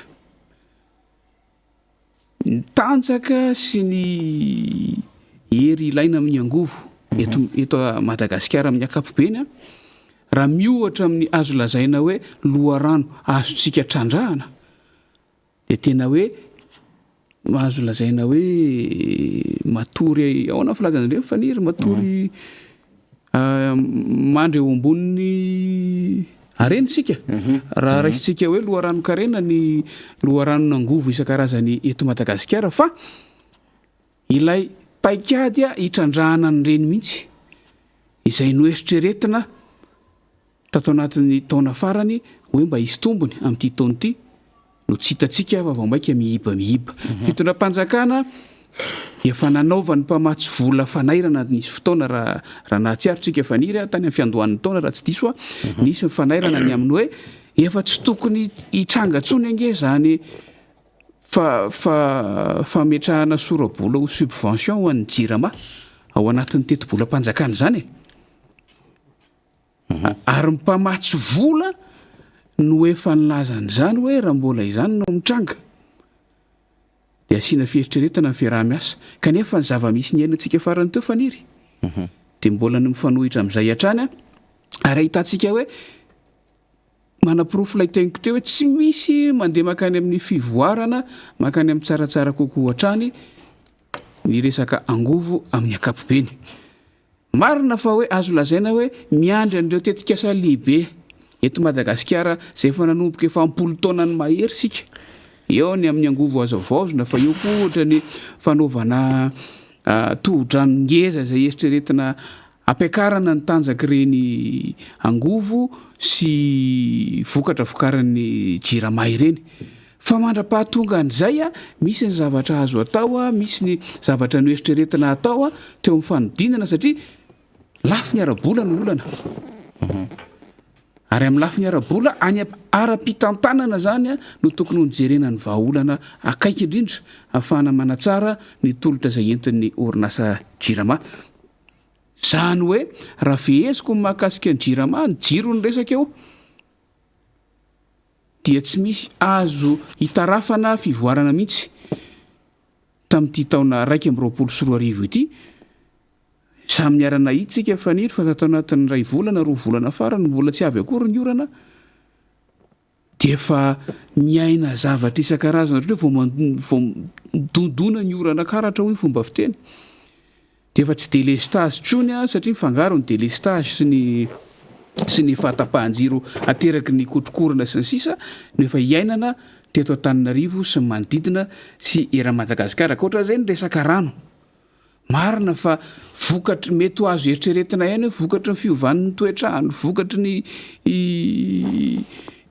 fiainana ara-boajanahary a de miena ny loharano kanefa na izany na tsany anjaran'ny mpitantana ny mijery lavitra ny amin'ny hoe ahoana sy ahoana no ahafahana manome fahafaham-po mpanjifa fa averiko fa raha-barotra io mpanjifa sy mpivarotra kanefa moa rahantsika mahita fa amin'izao tsika miresaka izao dia krizin'ny rano no iainana eto sy eroa eran'ny Madagasikara ary anisan'ny fototry ny olana sy ny ataoko hoe fitokonana madinidinika isaky ny quartier sy isaky ny fokotany raha Antananarivo renivohitra fotsiny no resahana amin'ny ankapobeny ny any amin'ny faritra ambanivohitra zay misy ana ihany moa de efa azo atao hoe vao maika tsy hita intsony mahafaritra ambanivohitra azy azo eritreretina manovo rano fa na ny rano tovozona any amin'ny vovo sy ny sisa tsy voatantana intsony amin'ny ankapobeny de mametraka fanontaniantsika hoe aiza ho aiza zany ny paikady eritreretany fitondram-panjakana raha ny resaka jiro sy rano eto Madagasikara no resahantsika ho amin'ny taona 2024. Ny jirama zay ny resahan'ny député membre Bendrina zay fa ny teo amin'ny Hermady ihany koa de io moa zany le mbola bokatrosa ny Hermady ary tsy tafarina izy amin'izao fotoana izao. Tamin'ity zany tena nahafantarina député membre Bendrina ny amin'ny hoe misy an'ireo fiaramanidina Airbus 340 zay robe zao mbola tsy afaka miainga ary misy an'ireo ATR efatra no ananan'ny Hermady ny ray ihany roa zany no mandeha de ny ray zany ny tena miasa zany satria tsy maintsy kojakojaina ihany koa zany ny ray zay everina ho secours eo anivony zany Hermady zany. Ny olana manko raha sanatria zany maty ny ray de ny ray zany mandeha dia sahirana le compagnie ary anton-javatra samihafa ve satria rehefa nanokatra ny sistany Madagasikara isika amin'ny alalan'ny abakabaka ny 9 volana oktobra sy ny 17 volana novambra de ny verina zany ny amin'ny hoe mba hanao zotra zay zakany Madagasikara isika dia tsy manana fiaramanidina manao long courrier lay Hermady fa voatery manofa dia ny licence ny Hermady no ampiasain'ny Madagasikara Airlines dia ny olombelona ampiasaina ao anatin'izany sisa dia mbola ifamindramana amreo en compagnie vahiny avokoa matroka tanteraka zany ny amin'ny orinasam-bahoaka zany sy izay mba hoe riarian'ny malagasy zany izay mba mangingina aloha amin'izao fotoana izao zany de hoe mba misy sendra pomady kely ihany anarytsaromana n'ilay votomanaitaina ao anatin'izao ady hevitra rehetra zao fa raha iverenantsika le resaka jirama de nitondra fahafahambaraka ho an'ny jirama mihitsy akoatrin'le hoe fahafahambaraka tsy ahafahana manodina an'le orinasa député membre Bendrina ny fahasimban'ny materiel samihafa ao anatin'izany orinasa zany de voatery isika manofa amin'ny alalan'ny reto centre thermique ireto zany amin'ny alalan'ny groupe zay vola be mihitsiny ho an'ireo compagnie prestataire na fournisseur vahiny marimarina kokoa izay mihitsy malaza azy fournisseur vahiny no andoavantsika vola be ao anatin'izany kanefa dia mbola tsy mahafa-po ny herinaratra zay raisiny ny isam-batan'olona ny rano moa tsy resahantsika ntsony satria dia misedra olana ny fahasimban'ny mila zay mpamatsy rano ho an'ny faritra rehetra indrindra ho an'ny renivohitra sy manodidina Analamanga sy ireo renivohim-paritany ho an'ny manodidina ny eto Madagasikara zany rehetrarehetra zany tsy fahitsy zany ary mividy rano amina bidon tafiakatra 540 ny bidon 20 litres ho an'ny eto Antananarivo misy fokotany efa niatran'izany ary misy ny bidon vidina eo amin'ny 10 ariary eo ny 20 litatra ao anatin'izany de mampikaikaiky an'rehetra zany hoe tsy fahita atao anatin'ny 10 taona zany fa ny mafy zany tamin'ity 1.24 ity de isika nahita mbola resahantsika rehefa aveo ny fitokonana isapokotany ny amin'izay rano izay satria tsy zaka mivoaka izy ka ho an'izay jirama zay de hoe na de ny esorina l'état général zay tena nampiteny ny anara mihitsy ny any tsy fahaiza mitantana tsy fahaizana mikariko andraikitra ampidonina am'zany orinasa jirama zany de tsarotsika tsara député membre Bendrina fa dia nisy zay volabe navoaka teo anivony zany orinasa jirama izany amina milliard zay voatondro hoe prime de performance ho an'ireo mpiasa eo anivony centrale zany teo anivony orinasa jirama tsy nandiso nanana marina izany ny filazana nataon'ny tale général mpisolotoerana ny amin'ny hoe fanao manome prime fa ny fomba namoana azy sisa dia ny azo azy teo ny fanazavana zany kanefa fatatsika tsara député membre Bendrina de hoe ny fanomezana prime de performance zany de fahombiazana chiffre d'affaires tsara résultat positif no afana mamoaka izany fa tsy ao anatiny zany hoe goragora izany na hoe résultat négatif ny nahazatra ary raha ny fatatsika de hoe prime de rendement no nahazatra teo anivony orinasa jirama zany hoe rehefa mahafapo ny vokatra ao anatin'ny taona ray satria ny vokatra ao anatin'ny taona ray en une année zay rehefa mivoaka ny bilan manome an'le hoe positif ny vokatra teo amin'ny tolotra na ny qualité de service sy ny chiffre d'affaires zay azon'ilay orinasa dia misy le prime de rendement omena mpiasa ary ny mpiasa rehetra no ny sitraka an'izany amataonany tao anatin'izany orinasa jirama fa tamity ndray mitoraka aty de hoe prime de performance l'izy dia ny vitsivitsy tao ihany ary ny hitantsika tamin'ny taratasy miparitaka tany ary député membre Bendrina de misy tafiaratra hatrany amin'ny 180 millions d'ariary ny prime nahazo na tompona ndraikitra lehibe iray nisy ny 140 millions misy ny 120 millions misy ny 100 millions d'ariary dia nisy hatrany amin'ny 5 millions d'ariary zany resahantsika rehetra izany de gaga ny rehetra hoe fa ahoana zao lafin-javatra izao fa ahoana no ahafana mamoaka vola be tahakan'izao ary io moa mbola vary mangatsika n'ilay tale général mpisolotoerana am'izao fotoana izao ny amin'ny hoe izy ve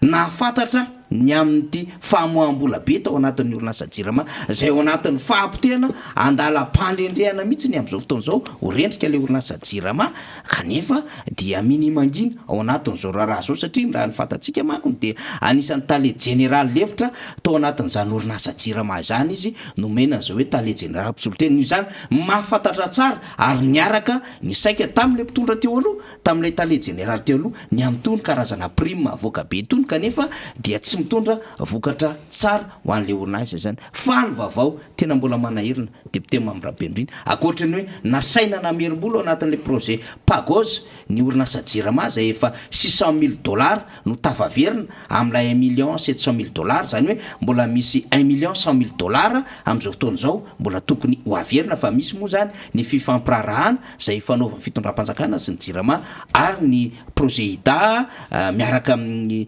institution IDA moa zany miaraka amin'ny banque mondiale ao anatin'ity famerenana ny andiany faharoa ity fa ho hitantsika eo zao ny toean'izany rehetrarehetra zany de ny amin'ny hoe mbola misy volan'ireo prestataire ny jiramany 1,122,000,000 d'ariary zany hoe manodidididina any amin'ny 5,610,000,000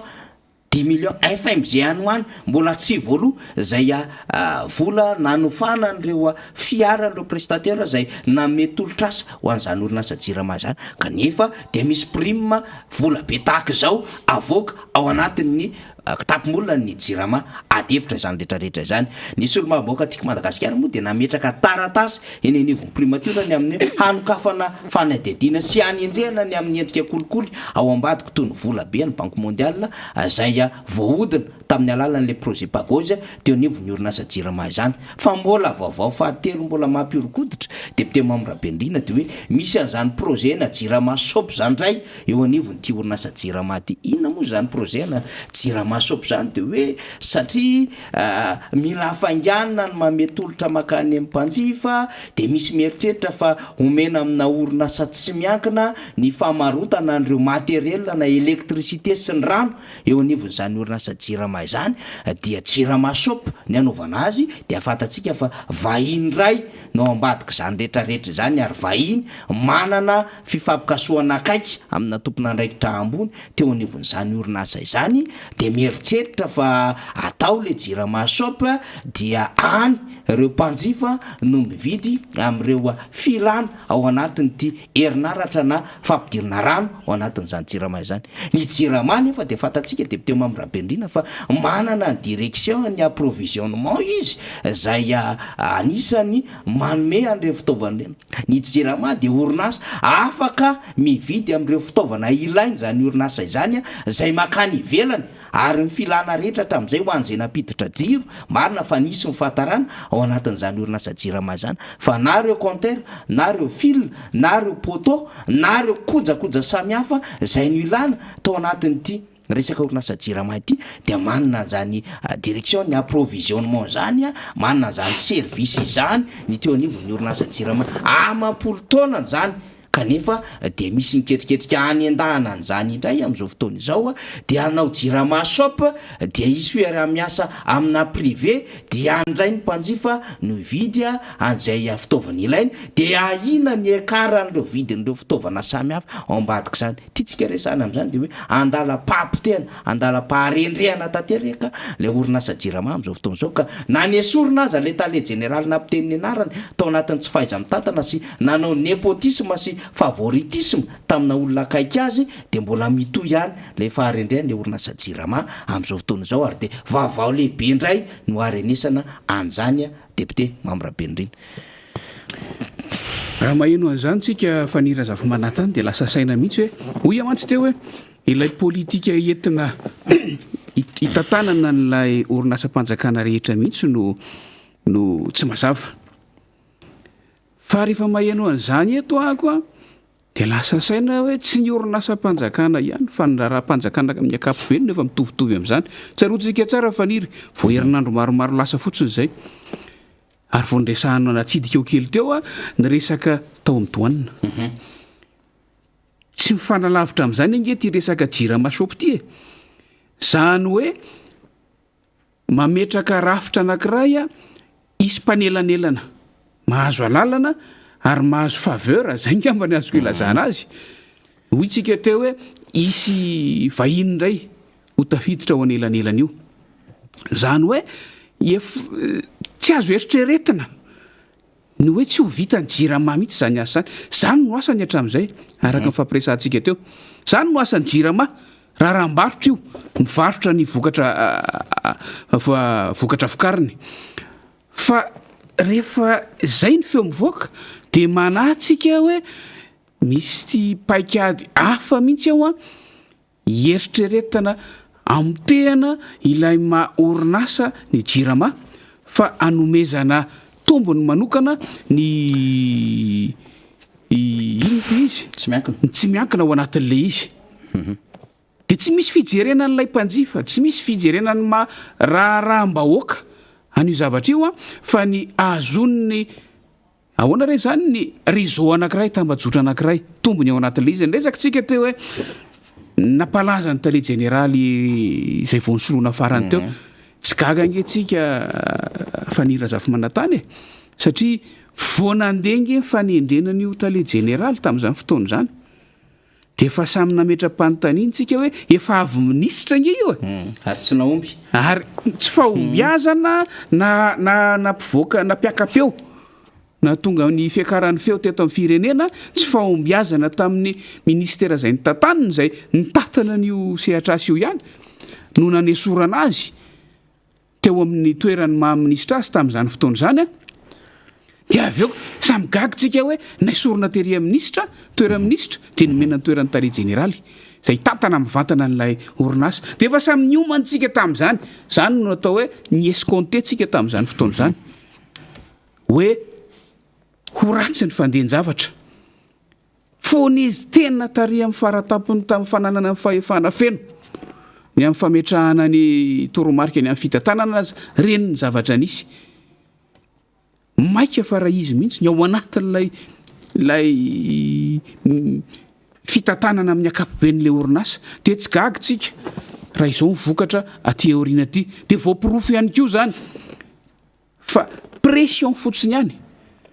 no nahatonga ny mpitondra fanjakana ny amin'ny faratapony ihany nanala azy teo amin'ny toerana na ministra azy tamin'izany fotoana izany tratra ny pression avy aty amin'ny vahoaka sy ny mpanaraka ny mpanaramasony raha-pirenena ka nahatonga azy tsy maintsy nanala azy tany fa nametraka azy tao ihany mba tsy tenenantsika hoe misy marimaritra niraisana tany ananina tany fanira zafimanatany misy zavatra nyombonana tany ary mbola tsy tratra ny tanjona tamin'izany fotoana zany nefa tsy maintsy nesorona teo amin'ny toerana na minisitra azy le olona tena lefary zao ny zava-misy amin'izao fotoana izao ary araka ny fanadiadiana sy ny fandalinana ny raharaha amin'ny ankapobeny dia na dia efa tsy eo amin'ny toerana mahatale jeneraly tsony aza le olona dia mbola manana ny fahafahany mametraka ny dia-tanany ao anatin'izay zavatra zay ihany zay amin'ny ankapobeny raha ino no jerena ndresaka momba ny prime ianao marina mihitsy fanamarianao teo fa dia averiko ihany hoe io koa nge faniry tena zary lasa fomba fiasan'le fitondram-panjakana mihitsy e ndresaka tsika teto momba ny fond souverain tsisy logika fond souverain zany a ny fond zany rehefa jerentsika ny famaritana azy averina izany fond zany a miainga avy amina ambony apanga miainga avy amina tahiry no ahafahana manangana an'izany fond zany ny teti-bola-panjakana nefa miiba foana ary miditra fahatyantoka amin'ny atao-pitantanana anankiray avy eo ianao ilaza fa afaka manangana an'ilay tahiry afaka manangana an'le fond amin'ny fomba ahoana ny compte-pitantanana eritreretina iangana moana an'le tahiry ary a miiba ao anatin'le zavatra dia ohatr'izay ihany io resaka prime io tsy ao mihitsy le logika ny orinasa mamoaka tombom-barotra tena azo lazaina hoe ambony no afaka mamoaka an'izany prime zany ao anatin'ny fitantanana amin'izay amin'ity indray mitorako ity prime tsy hoan'ny rehetra ho an'ilay tsongon'olombolo ihany zay ngambano azo ilazana azy a ary amin'ny endrika isan-karazany ary amina tarehimarika tena miopapana mihitsy dia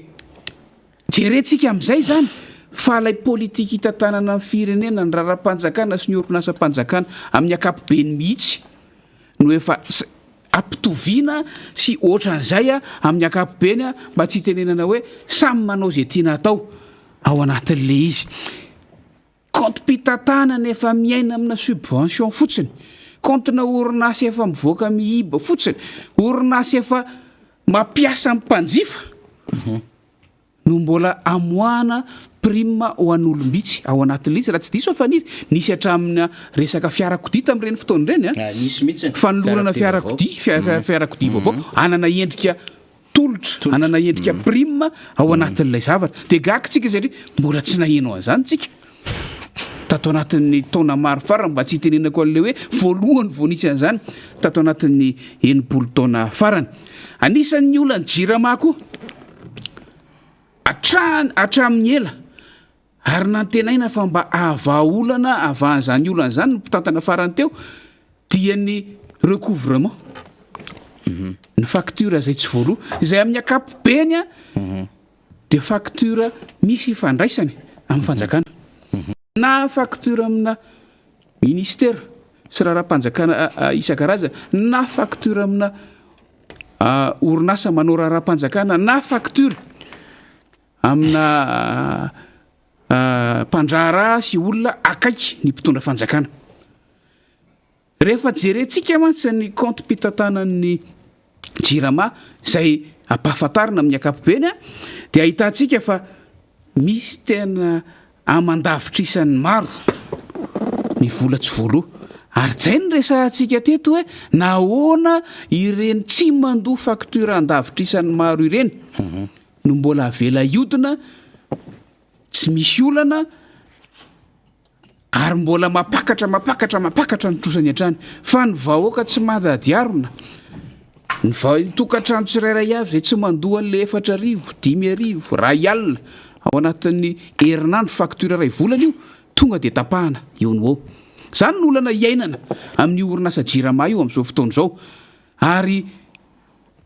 tokony ho ny tadiavana vahaolana fa ny zava-misy dia ny teo ihany ny teo a dia mipirofo a vokatra iainantsika amin'izao fotoana izao dia mbola mivoaka miiba ary mbola miaina miandro subvention fotsiny fampandehanan-draharaha eo anivon'ny jirama dia miandrotsika resantsika teo hoe nanoratra taratasy mivondrona parlementaire dia tsy mbola nahazoana toyiny ilay enina $, le apahany voalohany iny fotsiny irairaina fa iny anga mahavaly olo iny anga mahazavany ifanontaniana napetraka ny solombavam-bahoaka tiako Madagasikara tamin'ny prime ministre ny azo tsoahana tao anatin'iny tantariny dia zao ny haiko ny fanjakana fa nisy zatra tsy nandeha tam'lony tao nisy ara-mony ny fanazavana no izahana navoaka nentiny mpitondra tenyny fitondram-panjakana fa ny profo zany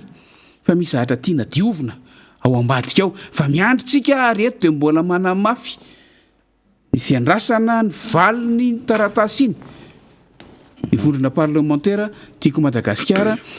ny amin'ny mahakasika iny trosa zay tsy maintsy averina makany amin'ny mpamatsy vola zay misy amin'izao fotoana zao iny maranako an'iny resaka jirama iny angamba iverenao kely ny resaka jirama shop faniry fa tena somary horatsy io indrindra ho an'ny mpanjifa tsika rehefa miresaka dia ny vahoaka ny tsinjovina ny mpanjifa ny tsinjovina ary rehefa voatsinjo ny mpanjifa amin'ny fitantanana orinasa ny fitantanana ny jirama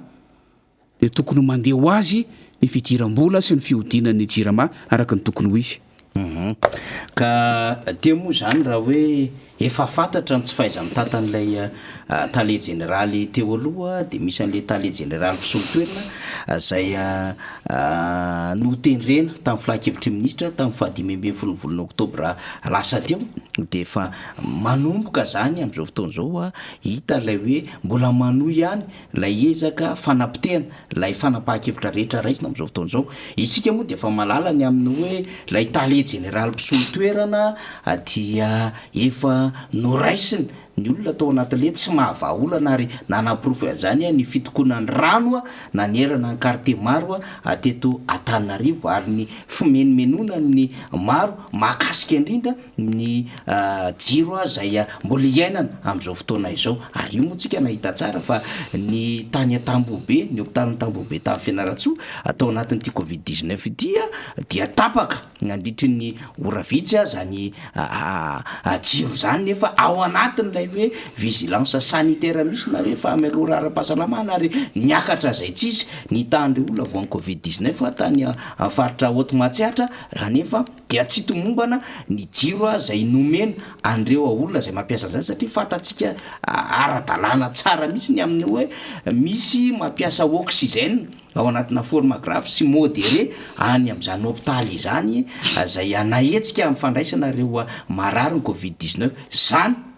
dia anisan'ilay hoe sopatra ilay orinasa jirama avokoa ary tokony misy mifandraisana fanapahan-kevitra mifandraika amin'izay ary ity zany zao raha sanatra ity député membre Bendrina ka andeha amin'io lalan'io ihany ny jirama ka ametraka an'izany jirama shop zany dia midika an'izany dia hoe famonoana an'ilay direction n'ilay service ngezabe an'ny approvisionnement manana an'izany eny Ambohimanambolany ny orinasa jirama ary zany dia nampiasaina nandritra ny fotoana maro dia ozytsika hoe tena mitsikomakomba anatin'ilay fahampitena lay fanampitena lay mpitatana amin'izao fotoana zao ary tokony izy fandraisana fanapahan-kevitra mifandraika amin'izany satria zavatra ohatran'izany dia efa manary sy mametraka tsikelikely amin'ilay fitantanan'ny orinasa ho any amin'ny tsy miankina fa tsy makany amin'ny maha orinasa mpanjakana azy ary iverenantsika ny amin'ny hoe tsy ny orinasa zay tataovatrosa any amin'ny 4 000 milliards FMG na 800 milliards d'ariary akory no anaovana prime de performance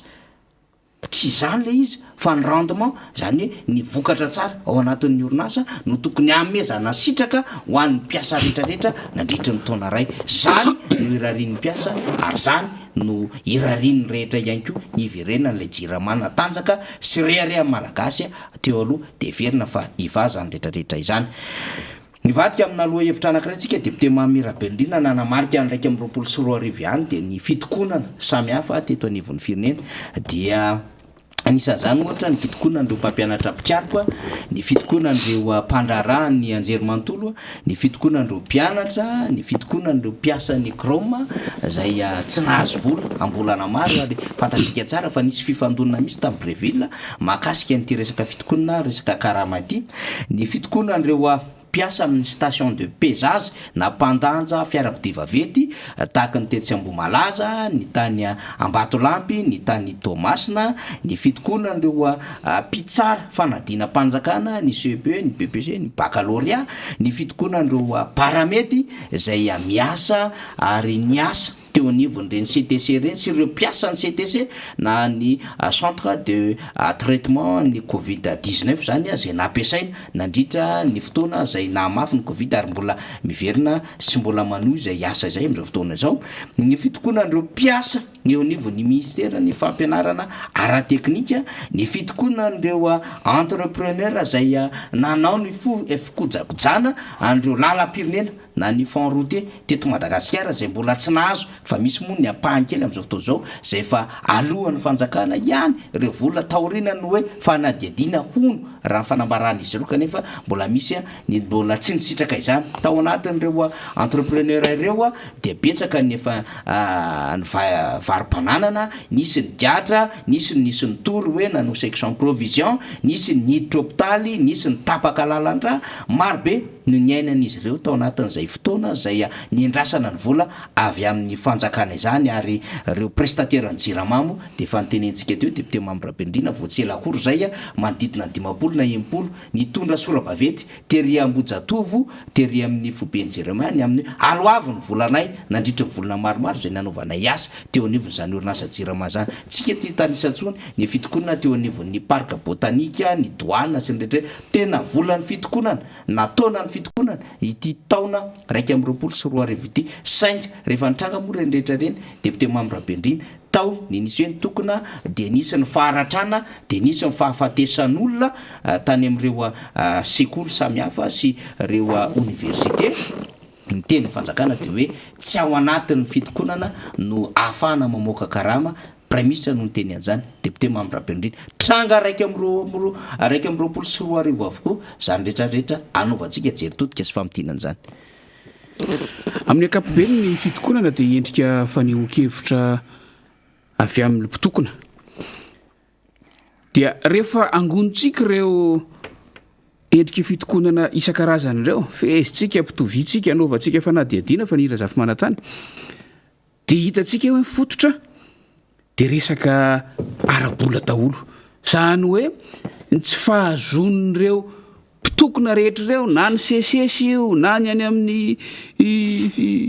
mpiasa mpitantana anivon'ny anjerimanontolo io na mpianatra io sisy na ny kroma dia saika mifototra amin'ny olana tsy fandraisan'izy ireo ny volany na io zony ho an'ny mpianatra dia rehefa tsy mpianarana, na io zony ho an'ny mpiasa dia karama, na io zony ho an'ny mpanao raharaha dia ny vola nanaovan'ny raharaha teo anivon'ny fanjakana rafim-panjakana amin'ny ankapobeny. Zany hoe rehefa zohitsika ireo zavatra rehetrarehetra ireo faniry dia raisitsika ny amin'ny hoe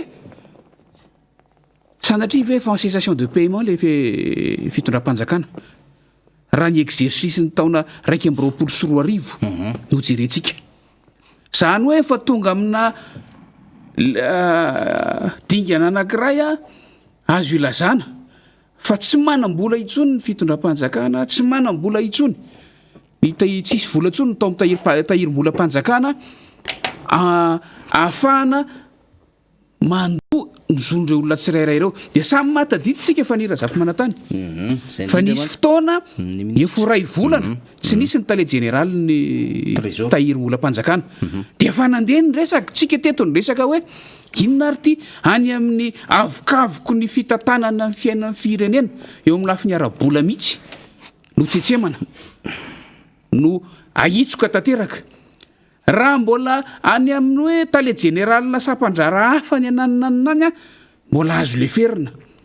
fa tale généraly izay misahana ny tahirim-bolam-panjakana zany fanira zafy manantany samy mahalalitsika fefa fampikatsoana ny raharaha-pirenena ary amin'ny mahafampikatsoana azy iza mampikatso azy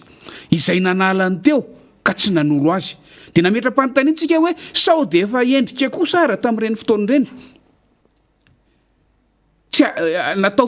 natao antony ialana zany tamin'ireo olona mitaky ny zony ireny satria tamin'ireny efa nahafana ary mbola nahafana ny fitakiana n'ireny zo isan-karazany sy vola isan-karazany ireny so dia efa endrika ireny tamin'ireny fotoan'ireny hoe natao fialana fotsiny hoe satria tsy misy ny tale général ny tahirim-bolam-panjakana dia tsy afaka mamoaka vola fa raha nahatsiarotsika namoaka noty nisy noty mivoaka ny hoe Ndresaka karama sisa no mivoaka mandra-panendry ny tale général tahiry ola mpanjakana fa nankarama raha tamin'ireny nitsoka mambolana de tsy ahiatsony moa nytondratsika azy tamin'ireny fa de tena hoe voapirofo mihitsy ny volokiry arakaraina ao anatin'ny kitapom-bola mpanjakana mihitsy no tsy misy de rehefa manao an'izao jery todika ny taona raiky am'roapolo sy 4 arivo zao tsika de mbola miveriny zany sary rehetrarehetra zany satria ireo fitokonana rehetrarehetra ny tany sainao tereo fanira zafy manatany de fitokonana vokatry ny tsy fahafahan'ny rafim-panjakana isan-karazany sy ny mpitatana ny fanjakana amin'ny ankapobeny tsy fahafahan'izy ireo nandoa ny vola tokony alohany fantatra tsara nefa fa misy fiatraikany amin'ny fiainana andavanandron'ny olona sy mimponina amin'ny ankapobeny reo fa indrindra amin'ny lafin'ny toe-karena misy fiatraikany amin'ny fiainana andavanandron'ny olona amin'ny ankapobeny reo satria zany sesesy zany ange tokatrano analiny ange no anatin'izany zany paty zany na ny mpiasa ny anivon'ny fitantanana ny anjery manontolo tokatrano analinaliny no any anatin'izany ny mpianatra izany ange amanetsiny zany rehefa atao ny kajy eran'ny madagasikara zay nanantena n'ilay sitrany ahikely amin'ny alalan'le vatsom-pianarana zay efa nampanantenaina fa omena ny orinasa mpiasa ao anatin'ireny orinasa mpanjakana croma station de pesage sy ny sisa ireny tokatrano maro dia maro amanetsiny ary rehefa tambatsika ireo dia manapitrisina ny olona voakasika ireo izay mety mandro fotsy any am'izay misy azy any tsy afaka mandoa ny saram-pianaran'ny zanany any am'izay misy azy any ary tsy afaka vidy ny fanafody ilaina amin'ny fitsaboana ny ankohonana sy ny fiainana andavanandro ny tokatrano zay raha ny tokatrano ny resahana fa akoatra ireo misy orinasa ireo le prestataire resahantsika ireo orinasa ange ireo ary amin'ny maha orinasa azy mbola manana ny tambajotran'ny olona ampiasainy sy ny mpiara-miasa amin'ny ko izy any ambadika any zay raha ohatra ka isaitsika de fa amanarivo ny amanaliny ko ny olona voakasika zany ary amin'ny lafiny ara-toe-karena amin'ny maha orinasa azy mivoaka fahatyantoka ny orinasa amin'izao famaranana ny taona izao nefa anisan'ny tarainan'ireo orinasa madinika salasalana zay ny enan'ireo ny hetra sy ny aba zay alain'ny fanjakana amin'ny fanaovana ny asa amin'ireny tsy maintsy naloto ianao tsy maintsy nesorona teo no ao avy eo ny vola izay tokony anjara facture farana ny attachement amin'ireny asa ataon'ny orinasa reny tsy voalohan'le fanjakana ara-toe-karena fa ny razafy manatany indraindray atehiteny hoe tsy hitako tsony zay lazaina misy fotoana ny teniteto hoe mba misy ekonomista ihany ve manodidina ny fitondram-panjakanao mba misy tena ekonomista manana fomba fijery mahitsy sy madio ve ao mamoaka miaina ao anatina teoria ekonomika ahafahana mijery hoe inona no vahaolana sahazany itoedrara ara-toe-karena eto Madagasikara ity fa ny olana de zao ilay fitantanana dia zara mitovy ilay endrika fitantanana miala avy any amin'ny fitondram-panjakana fohy be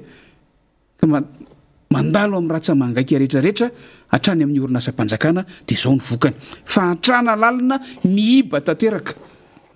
ny taremarika eto Madagasikara amin'izao fotoana zao ny ministry ny toe-karena sy ny fitantanam-bola moa rehefa atao amin'ny anteny-meram-pirenena ary rehefa nyresaka ihany koa tamin'ny mpanao gazety hoe misy ny vola fa tsy marina zany tsisy vola zany ao anatin'ny tahiry-molam-panjakana kanefa rehefa mijery n'le zava-misy eto amin'ny firenena rehefa maheno le fanazavana tentinao teo député Mandrabendrina dia manapirofo mihitsy fa association de paiement le fanjakana zany hoe ao anatiny tsy fananam-bola tanteraka fa io moa hainy fanjakana manarina alizy le vola ngamba tsy mitovy araka le eritreretana satria le teny minisa de misy tokoa ny vola fa zany vola ao anatin'ny trésor-panjakana zany de tsy vola hoe 1 miliara na 2 miliara na 3 miliara na 4 miliara na 10 miliara fa mivola miodina satria raha ny fatatsika député membre Rabendrina de any amin'ny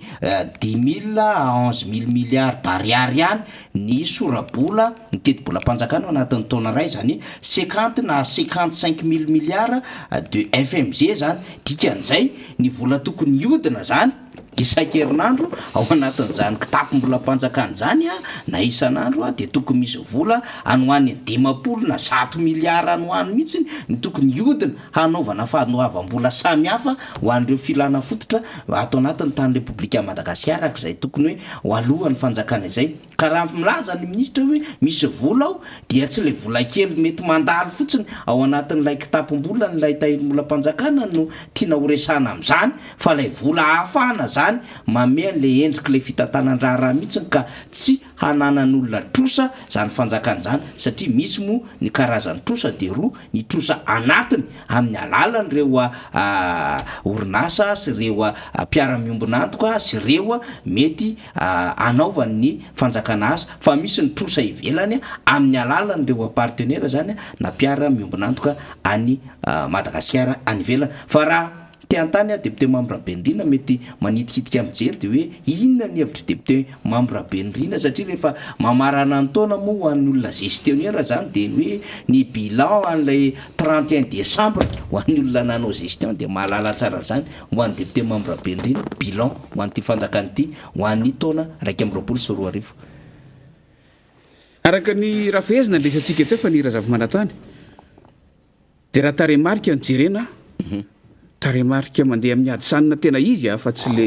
fomba fanaovana kajy eny ambony micro fotsiny zay terena fotsiny ho am'izay ho aneritreritra de fa lazaitsika teo ny rairaitsika teo ny hoe mihiba tanteraka nge ity inty izy ity fitantanana ny raharam-panjakana ity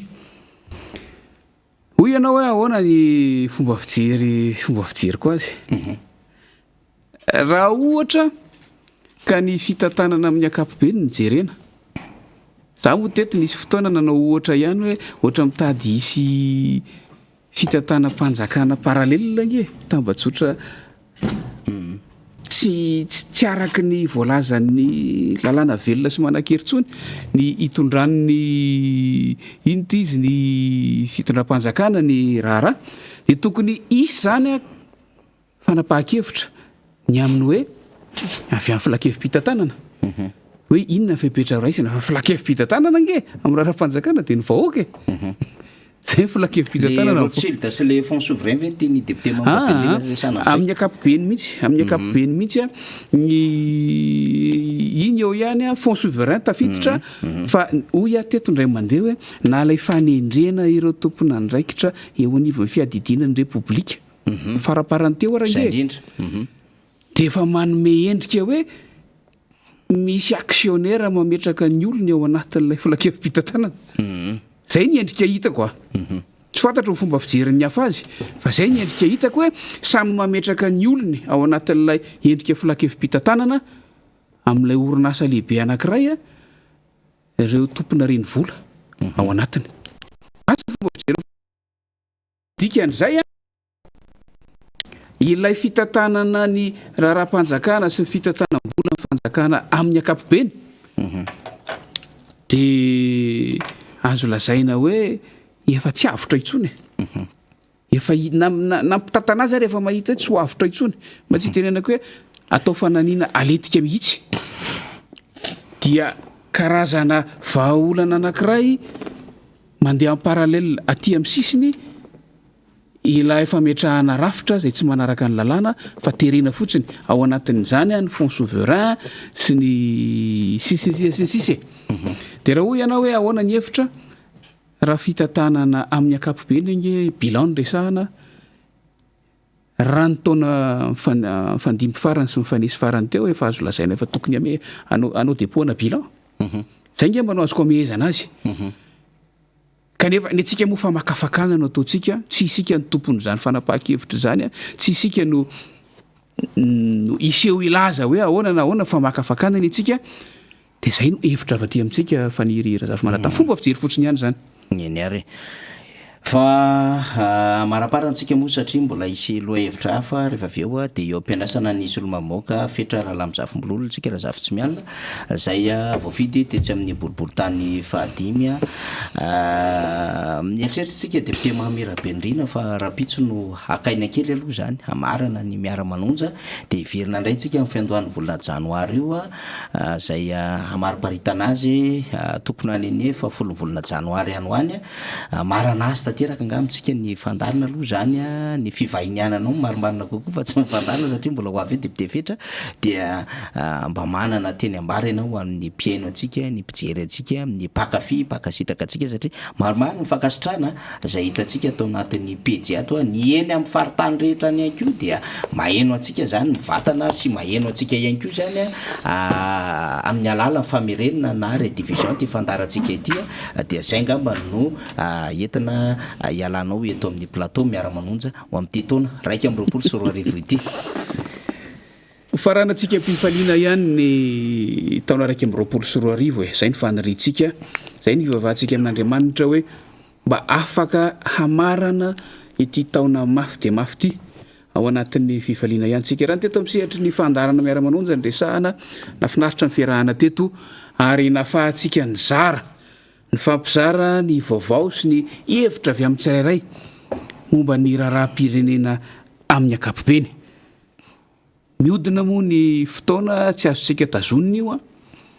ny raharaham-pirenena kosa ny adiditsika eo amin'ny maha-olo-pirenenantsika dia tsy azo ajanona ary zay no mahatonga atsika miezaka miona isanandro eto mifanentana mifampatsiahy mifampilaza ny andraikitra ny tsirairay ao anatin'le izy ka eto zay raha hamarana ny anjaranay amin'ity taona 2024 ity dia mitondra ny firaritso ho an'ny tokantrano tsirairay avy na aiza misy azy na inona zava-mitranga mirariso mba hiatrika ny fetin'ny Noely sy ny faran'ny taona 2024 fa indrindra hitsenan'ny taona 2024 ao anatin'ny fifaliana sy ny fahasalamana atranosika. Fatatsika fa tena zava-dehibe zany firaritso zany indrindra amin'izao vaninandro iainantsika mampirongatra ny tsy mikaretina Covid-19 izao fa mpivavaka sika samy hitahin'Andriamanitra ho velonaina soamantsara ary eo na mpifaliana indray raha vao mitsidika io taona 2024 ito. Makasitraka ny mpiara-miasa rehetra eto amin'ny MBS sy ny radio Mata tamin'ny lafiny teknika indrindra nafahantsika ny fandray ary mirarisoa azy ireo koa toy ny rarina soa ho antsika rehetra tsika samy malagasy isika samy miaina izay zahatra rehetra nylazaina teo zay ka samy hitahin'Andriamanitra za moa faniry mbola manana fandarana hafa vonjena indray zao fa dia mirarisoa anareo zay manoya ary manantena Iona Tsoela sy resaka Tsoela amin'ireo vahoaka malagasy amin'ny alalan'ny fandarana amin'ny taona 2024 avy io. Eny ary dia sorantsika ny solo-mavaoaka ny Madagasikara voavidy tetsy amin'ny desika Nambotra Atsimo député Mahamira Bendrina tamin'izay fiarahany tamintsika izay fa efa nampanantena tamintsika ny tenako teo hoe misy feon'ny seg général de division Gelesera zay ho alefantsika amin'izao fotoana izao satria dia efa vonio zay feon'ny seg izay ho alefantsika vetivety kely fotsiny zay toy an'le temeny azy satria mizara roa zany le izy ny feo amin'ny voalohany dia lahitany amorondrika zany zay tamin'ny fotoana zay nahitana azy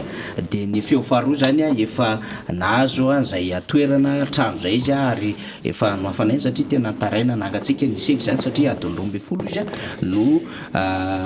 ny lomano tany anaty rano tany zany fa teo moa zany famonjeny reo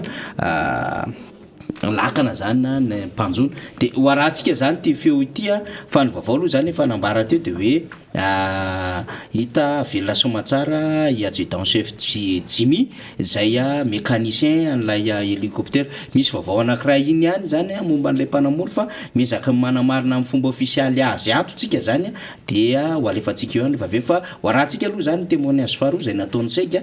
eo amin'ny 2 minitra eo miresaka ny zava-misy ny ainany zany sy ny tranga tany amin'ilay hélicoptère zany de fa mivonina ihany koa Rina Rabe Mananjara sy député fetra Rahalamozafy Mbololona Razafy Tsimialina zay sady député en 5e arrondissement no filohan'ny volona parlementaire Razafy Tsimialina Andriana fetra izay indrindra eny ary arahantsika lay fanazavana zay nentin'ny zeg général de division zay le serge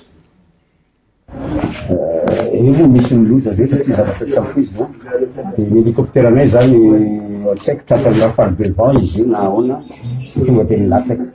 tokony tafiry misy le misy tokony tamin'ny fitofito teo mbola azo andehanana tsara le azo ataony manao vol de nuit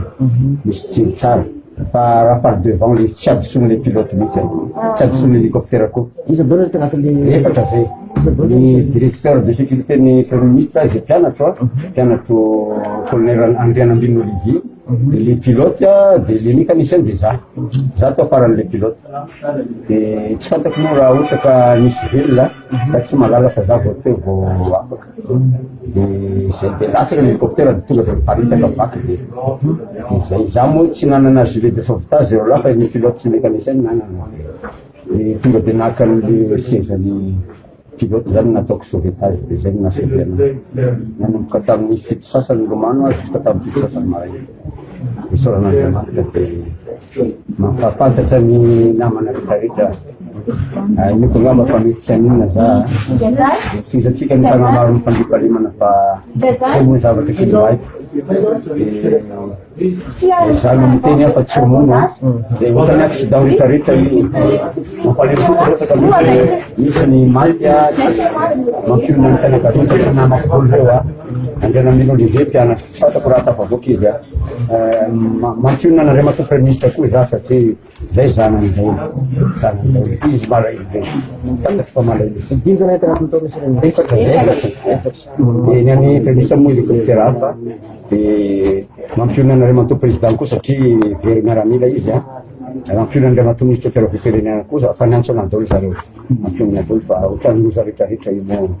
tsy fanomezantsiny tsy misy responsabilité nisan'iza fa za témoin ohatrany accident tsotra io rafale devant tsy ampoisina de latsaka ko ary matoa za velona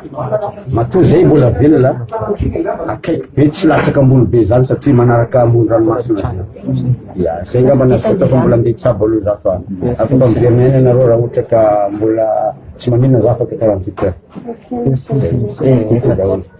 toy ny tagna maro fandripalimana téléphone saiko very amena numéro de téléphone anareo rehefa vinany comme zay aloha en attendant rehefa rétabli numéro de mitoy ihany ny asatsika eny ary zay ny atao hoe interview zany nataony SEG ny secrétaire ampanjakana misana gendarmerie ny général de division Serge Gillet atao arinany navelona azy Somatsara zany tsy maty foamanena tamin'iny accident iny ary dia tafita ny afatra izay hanambarany teo député Rahalamozafy Mbololona Razafy Tsimialina Andriana fetra andre tsy voafetra de fa eto akaiky eto ianao député ny Madagasikara voafetra ao amin'ny boriboritany fahadimy sady filohan'ny groupe parlementaire tiako Madagasikara ihany koa iny ny vaovao zay atao hoe tena nafana tao anatin'ny 4 ora fahitanao azy aloha sy faneho-kevitra avy hatrany voalohany indrindra aloha dia miaraba ny mpanaraka n'izao fandarana rehetra izao sy ny teknisianina rehetra amin'ny fanatotosana n'izao fandarana eto amin'ny MBS sy ny radio Mada izao voalohany indrindra aloha dia tsy haintsy araba ny généraly SEG zany Serge Gillet tsy maty foa manaina tao anatin'izany accident izany ary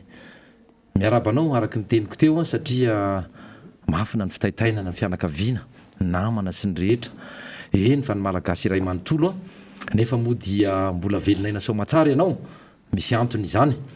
fitahian'andriamanitra sy fitonan'andriamanitra ary misy ny adidy masina mbola miandry anao eto amin'ity fireneny ity ary zay no irariana soanao a mba iverinaaingana ny fahasalamanao a ahafahanao manatanteraka an'izany asa sy andraikitra makadiry a mbola miandry anao izany andriamato jeneraly mety sanatry mety nisy ny sanatry io a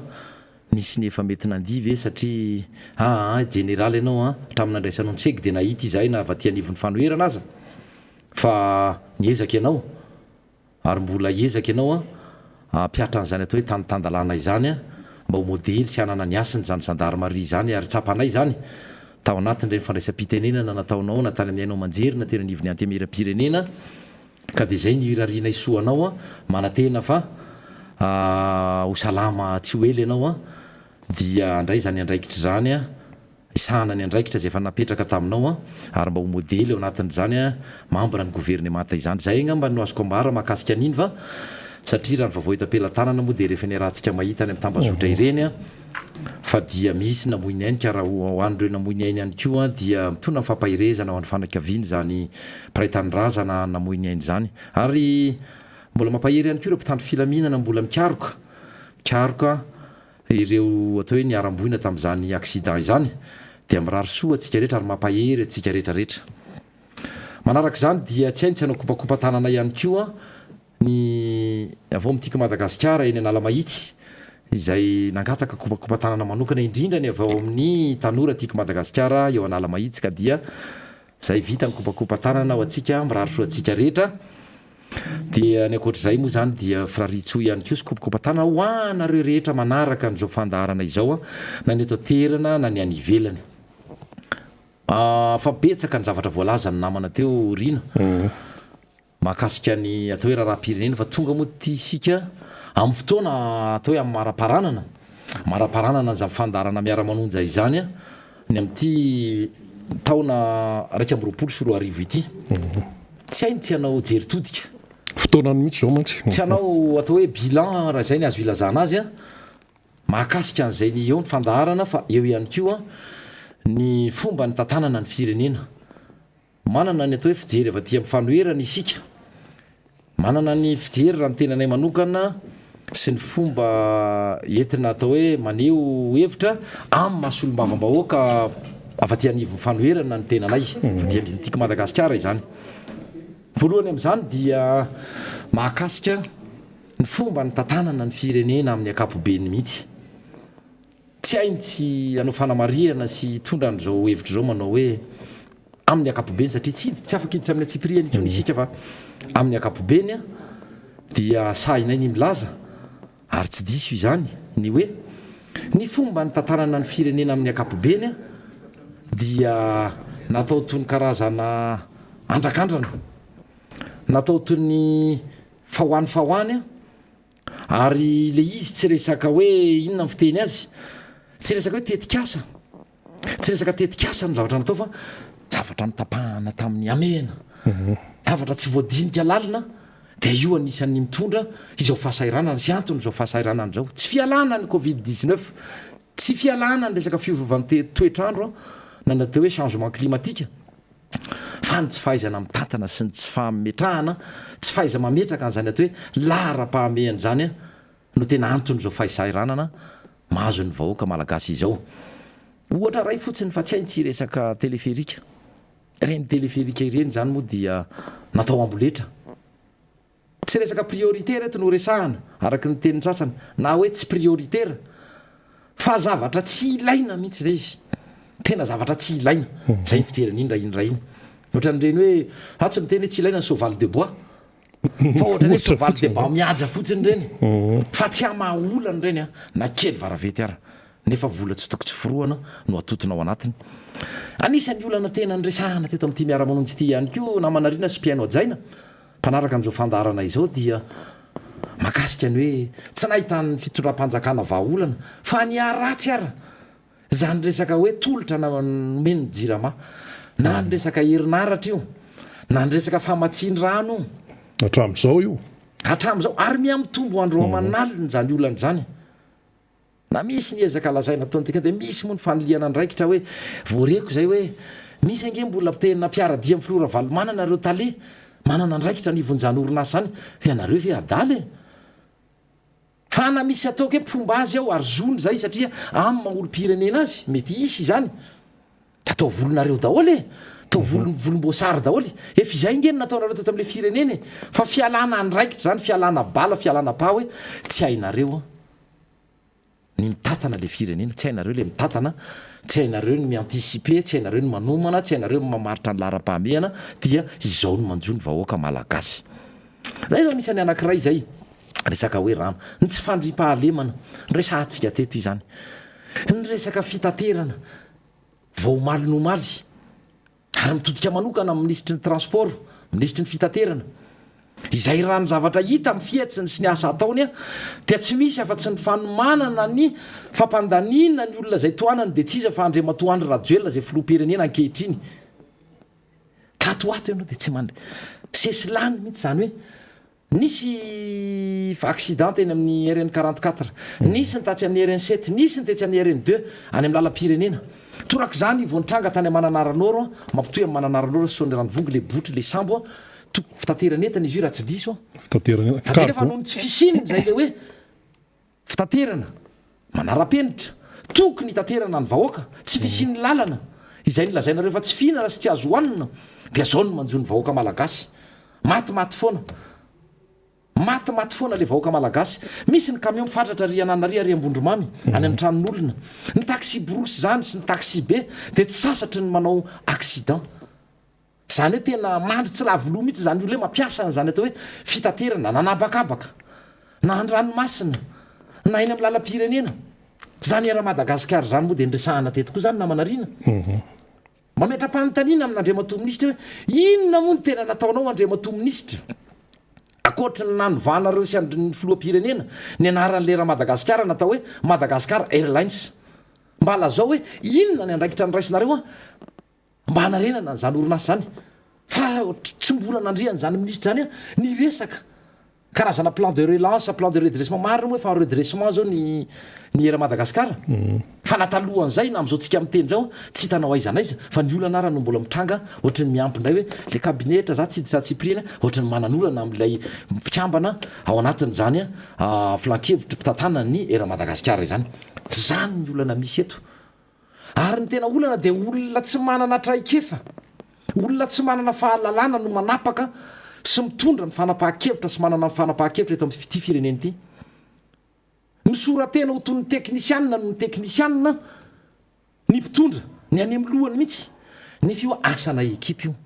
raha tsy hity resaka afa-tsy zany atao hoe filankevitry ny ministra izany dia fanapahan-kevitra iraisana no anatin'izany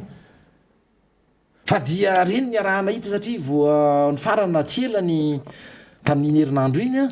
ny fivoriana ara-potoana ny antemera-pirenena sy ny parlemanta zany teo koa ny antemeran-doolona dia ny zavatra hita dia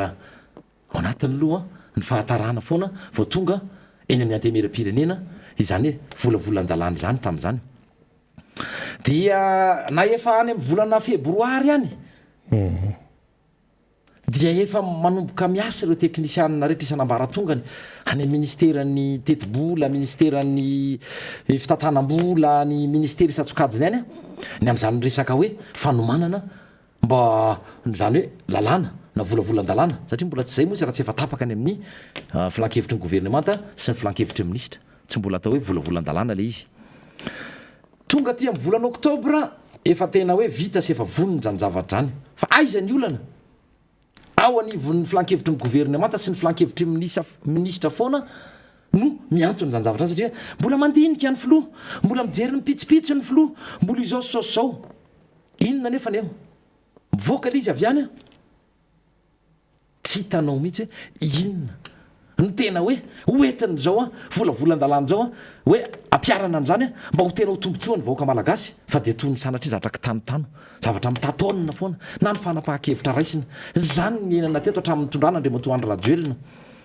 dia zany rehetra zany efa hita ny arahana hita zany nanomboka tamin'ny taona 7 raha tonga teo amin'ny fitondrana zao filoha mitondra ankehitriny zao tany amin'ny elefera na hoe ny lalàna amin'ny fentetbolana sy mpanitsina 7 dia kitikitihana daholy mipetraka izay le atao instabilité fiscale Resaka instabilité amin'ny akapobeny nampanantenana tao anaty vely rano tsy tanteraka nefa nampiana ihany ndray mbola tao anatin'izany io téléphérique io tsy isy tanteraka ny RN13 aiza natomboka ve ary ho anareo izay tsy tanatrika n'izany fivoriana alohan'ny andinihana ny lalàna mifeny tetibola farany teo izany a tetibola 2024 ny solombavam-bahoaka maro anisa avy ao amin'ny vondrona IRD mihitsy eny no milaza e hoe mba hatsara le fisaorana lavy ity fa tsy hitondra makaiza de ny faharoa no nandeha ny fametraha-panontaniana fifanatrehana tamin'ny mpikambana ny gouvernemanta dia maro retetikasa izay tsy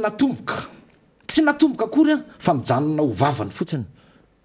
nisy indray ny natomboka fa vovita ny fototra de naniriny ny bozaka manahatra no lasa lava no izany fototra izany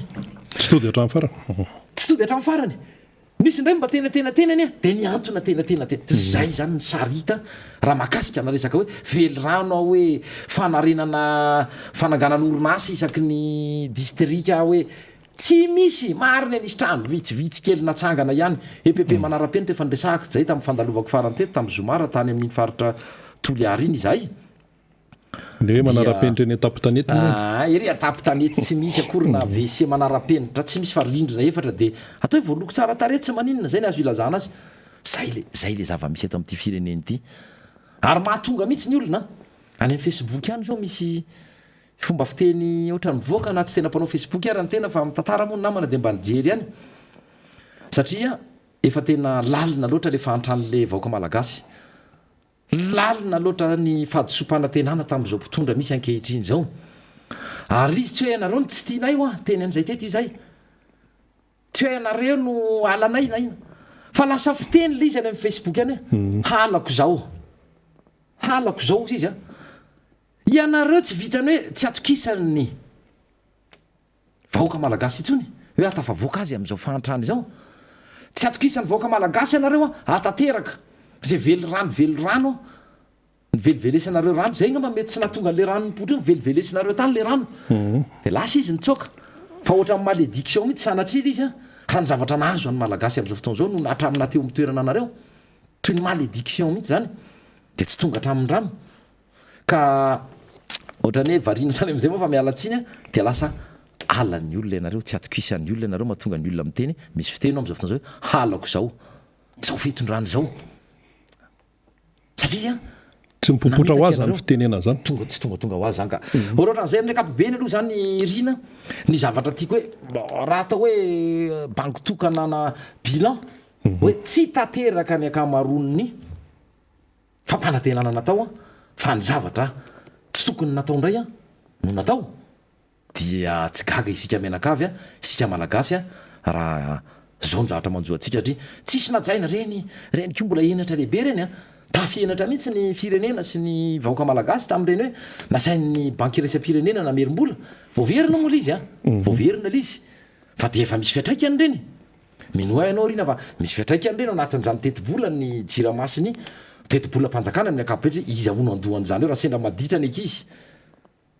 io a tsy fahadisoan'ny ekizy re fa ny ray aman-dreny ihany ko raha sanatrina nimba zavatra ny ekizy tsy maintsy ny ray aman-dreny ny mandoha misy fiatraikany zany amin'ny tetibola nytokantrano satria mivahoaka zao no mpanjifa aloha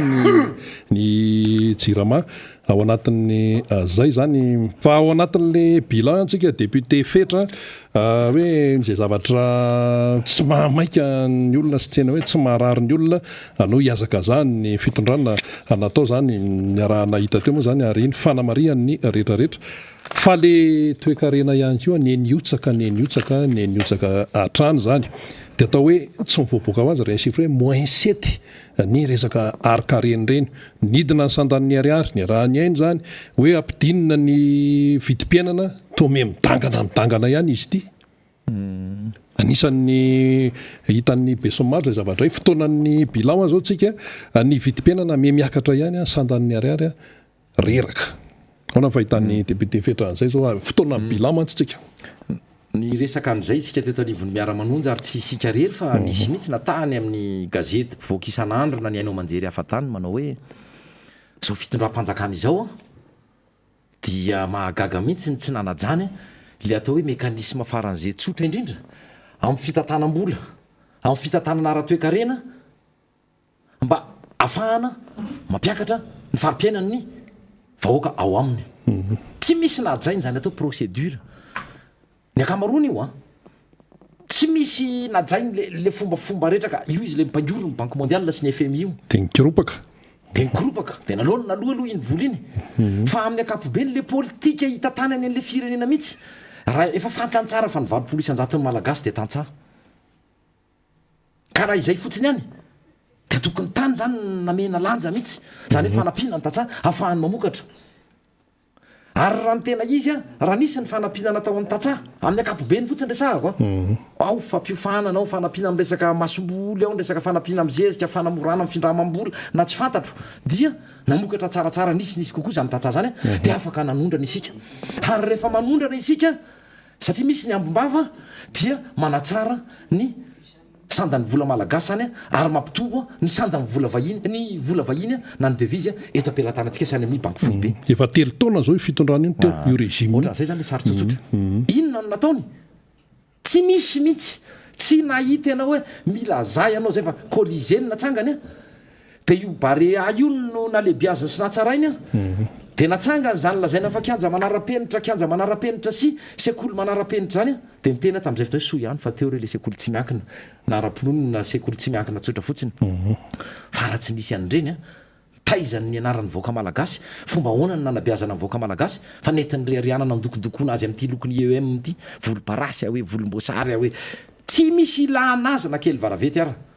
hatram'izao tsika miteny zao fa netina andrindriana saim-baoaka raha izay ny resaka nyresahana teo hoe maninona moa zany ny resaka fitantanam-bola-panjakana sy fametrahana paikady tetikasa fanatanterahana zany tetikasa zany teo an'izay tsisy tanteraka koa araky nefa teniko teo aloha ny resaka hoe orinasa iray isaky ny distrika tsy mahita aloha izay raha zay ty Taranarivo renivohitra sy miboribory tany fahadimy nareo tany ikongo tany ve nareo tany vondrozy tany ve nareo tany be alanana tany ve na tsy haiko hoe nareo any be nisy ve any aminareo any misy firy any aminareo any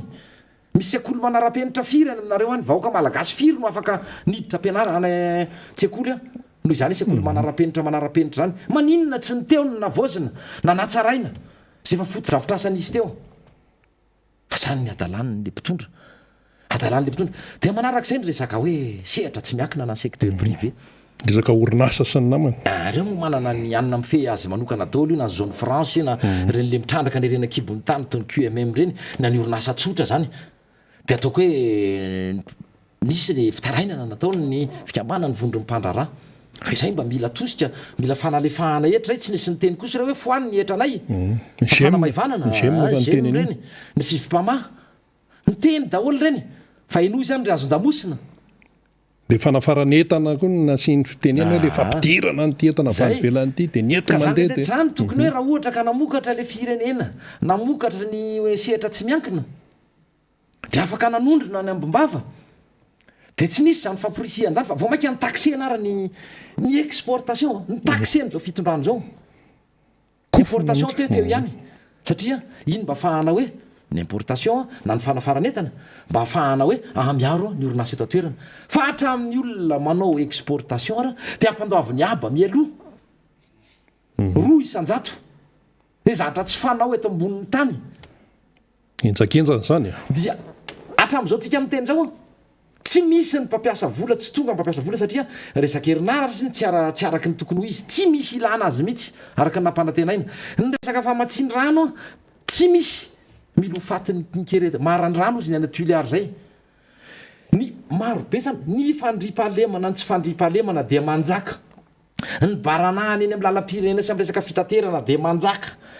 ny covid-19 ty tsy covid-19 tsy moana fa ty resaka coronavirus ity de natao tsinitsinina vaksiny ary izy mianakavy tao ihany mihitsy nefa manao tsokosoka any ambadika any dolana zay CVO de zao nyvokany mariny zany ary nafenina eny atotanisy tato anatin'ny herinandro tsy haiko vitsivitsy zay vao nomboka namoaka fa efa mianaka miparitaka be raha nandalo tany fianaratsoa izahay valo maty tam'izay le fotoana nandalovanay tam'izany sa efatrandro ny atotanisy avoaka nefa tsy mifanaraka am'izay ny tany amorondava efa ela ny fantatra fa efa tena manomboka miparitaka any zany resaka endrika vavaoana coronavirus izany ny tany amin'ny faritra vaky nakaratra noty matsiatra fa izao na fenipenina l izy de mbola sahan'le mpitondra ihany mbola miresaka CVO fa tsisy mpanjify zany tsony tokony atsahatra ny resaka fanaovana pub zany fa mamosavy vahoaka zany mamita baoka ny vaksiny tokony aporisana fa sorany tononoko mihitsy docteur manitra so ihany mbola misy an'ireny tompona andraikitra zany ao amin'ny ministera io tena mandray andraikitra zany dokotera zany mampirisika hoe manaova vaksiny fa io any afahantsika miaro tena miala ary tena hoe misakana ny fiparitahany zany le karazam-vaksiny efa maro zao ny eto manome fanomezana efa omena fotsiny le firenena omena fotsiny efa tolora-potsiny de le fitondram-panjakana tena mampome tsy mampome tsony ianareo fa manosoro mihitsy ianareo tena ataonareo sorona le vahoaka malagasy ataonareo sorona le vahoaka malagasy nefa nareo manao tsokosoko any daholy ary mbola ivoaka ny vavao mahakasika an'izany troisième vague zao covid efa ny vahoaka malagasy ane zany efa troisième vague tena zay mihitsy izy ka zany zavatra ny hainantsika teto daholy resaka teneniko teo moa ny resahako farany teo resaka hoe raha ny tena izatra any amboalohany raha tena ny tanterahany zavatra nampanantenainy tsy ohatr'zao ty firenena ty fa inona no antony variana ny manakana ny etsika ataon'ny mpanohatra toy ny tany atsimo andrefa natany toly ary farany teo ny mahamay an'le ministra sy ny ekipany mba hitanao ve izy araky ny teniko teo mba miresaka hoe manoloana nyreny hitatsika moa zay lazainy manoloana ny era madagasikara zay rendrika manoloana sambo rendrika sy ny accident eny amin'ireny tavany mananaran'ory teo na ka nisony ranvongo le botry nresahako teo ireo accident na camion na ny taxi borosany tsy misy ny zavatra namba hoe fepetra ny raisiny le ministra hatramitsika am'te teo fa araky ny teniko teo fanakanana ny etsika ny mpanohatra fahakalazana fatahorana ny filora valomanana sy ny tiako madagasikara ary ny mpanohatra zay tariany zay ny mamainareo sy ny fietreretana ny fampandanianareo amin'ny fifidianana ny filohan-kehitriny zay tsy misy afa-tsy zay hitatsika eo moa zay teniny indray fa de hoe tena olona manana le compétence manana le fahafahana tena mitondra zany ministera zany tokoa ve le ministra apetraka mihitsy ny fanontaniana satria malagasy maro ngeny namony eny am'izao fotoana zao ny very asa anaty zany era madagasikara zany very asa ohatra ny tsy hita zay lazain'le ministra ohatra mizesta manabokina eran'ny tanàna fotsiny no ataony tena tsy mety andriamato ministra ary ohatra masika zay fa tena masika mihitsy izay miteny eny ianao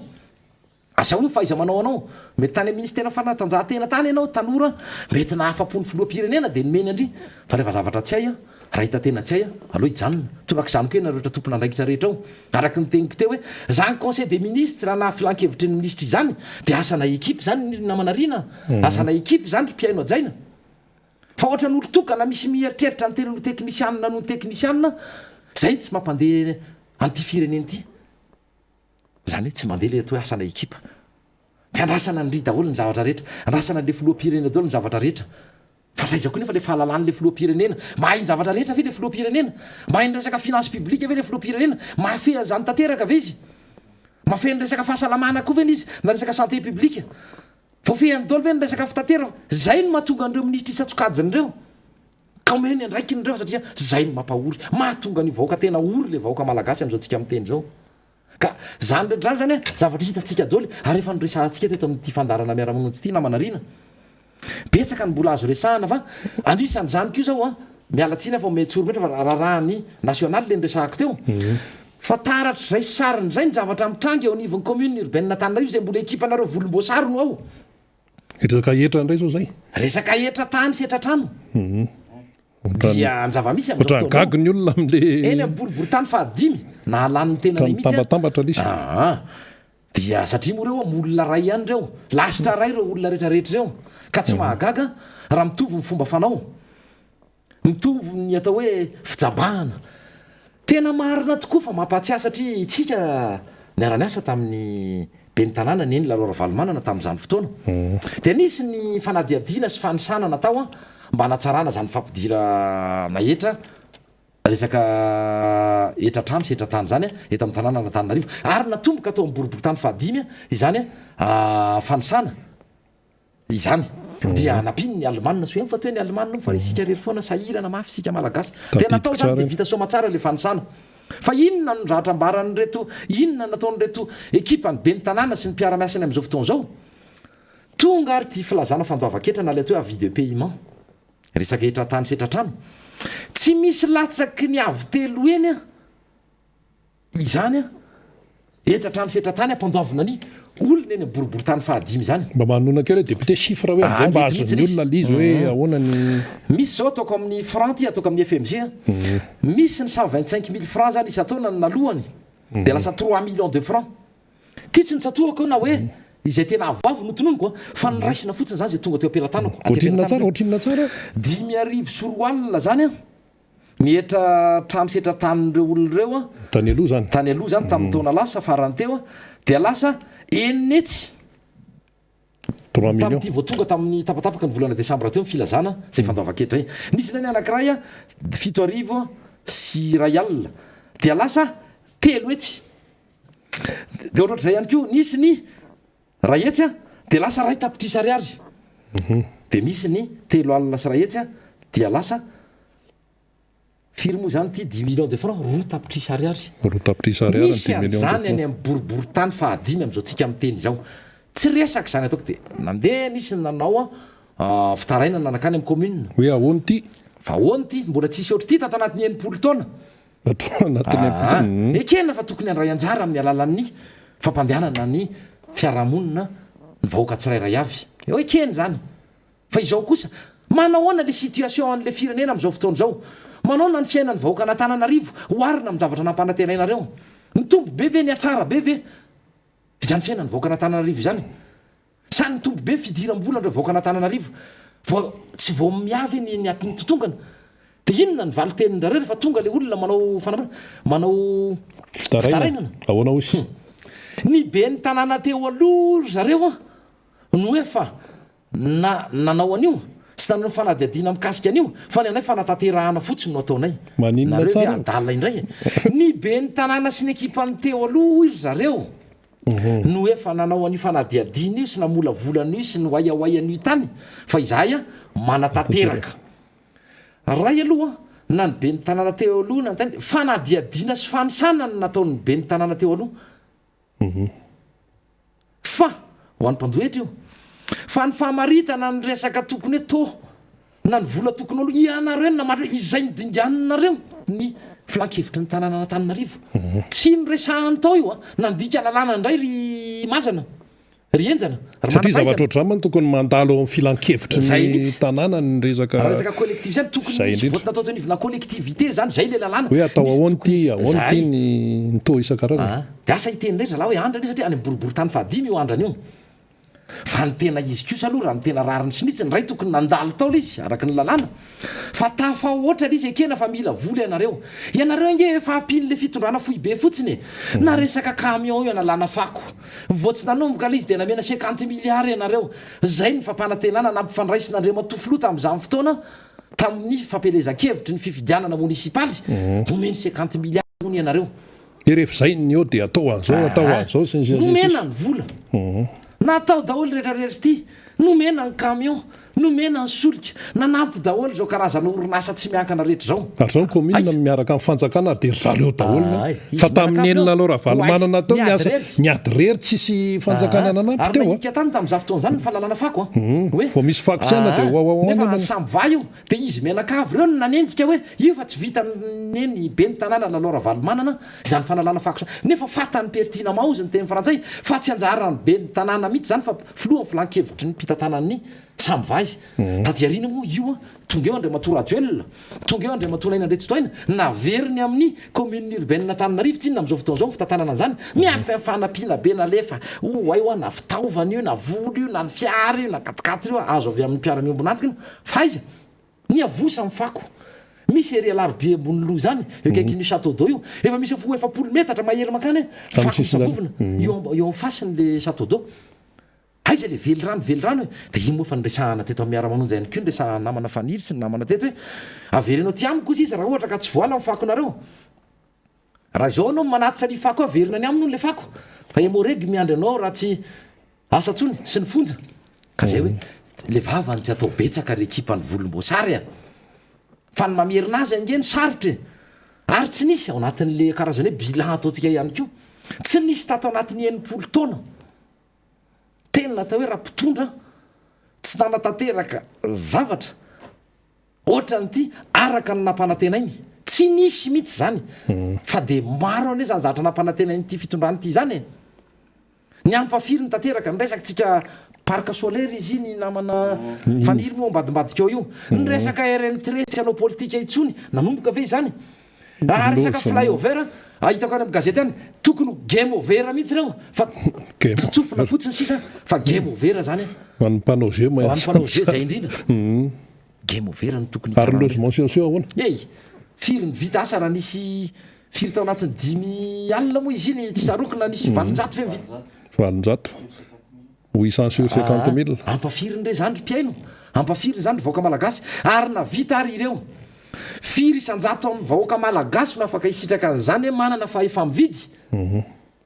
afaka na ao aloha 10 taona reo miaina amin'ny mateza fa efa mbola saina mandoa téléphérique téléphérique zao mbola etra sy mbola zavatra mbola menjady mbola babena le araky ny tenagny te tsy resaka hoe prioritaire na tsy prioritaire fa tsy ilaina zany téléphérique zany ho hitatsika eo afaka fotoana vitsivitsy fa iariary eo hoe tsy ilaina alors manao soval de bois araky ny teniko teo fa tsy téléphérique ka zany zany a zay moa nianaka dia mitodika aminao andre matobe ny tanàna sy mpiara-miasa amina jereo indray mandeha ty zavatra ty ary zay ilika any be ny tanàna sy mpiara-miasa aminy teo aloha izay anisany tao anatin'ny flankevitry ny tanàna ny tenanay tam'izany fotoana fa tsy misy idirana zany zay le atao hoe continuité de l'état ekena fa ny continuité de l'état zany am'reto mpitondry reto de hitsakitsahany raha ohatra nisy mbola ao anatin'izany ihany ko zay ko zany mbola fanamariana fa ny bilan ihany ko raha misy a mpitondra tato anatin'ny 80 taona ka naka fahavalo mpitondra teo aloha sy azo lazay ny ray aman-dreniny manana ny ajany sy amamboninahany ny fahaiza-manaony sy niezaka nataony teto amin'ity firenena tena nomboka tany amin'ny président Philibert Tsiranana ny foto-drafitra asa vita nanomboka tamin'izany any a de tena ohatrany tsy hitany reto fitondra ankehitriny sy Andriamatoandro radio reo zahatra rehetra mitsangana foto-drafitra asa rehetra lehibe reo ka nitsangana tamin'izany fotoana daholo de nandalo taty de taty amin'ny andro président Ravalomanana koa ny tena nisy be deaibe tsy foto-drafitra asa fa misy zavatra be deaibe akoatran'ny foto-drafitra asa na fitaovana na inona na ina resaka hoe fitaizana fansombany ty mpitondra ankehitriny ty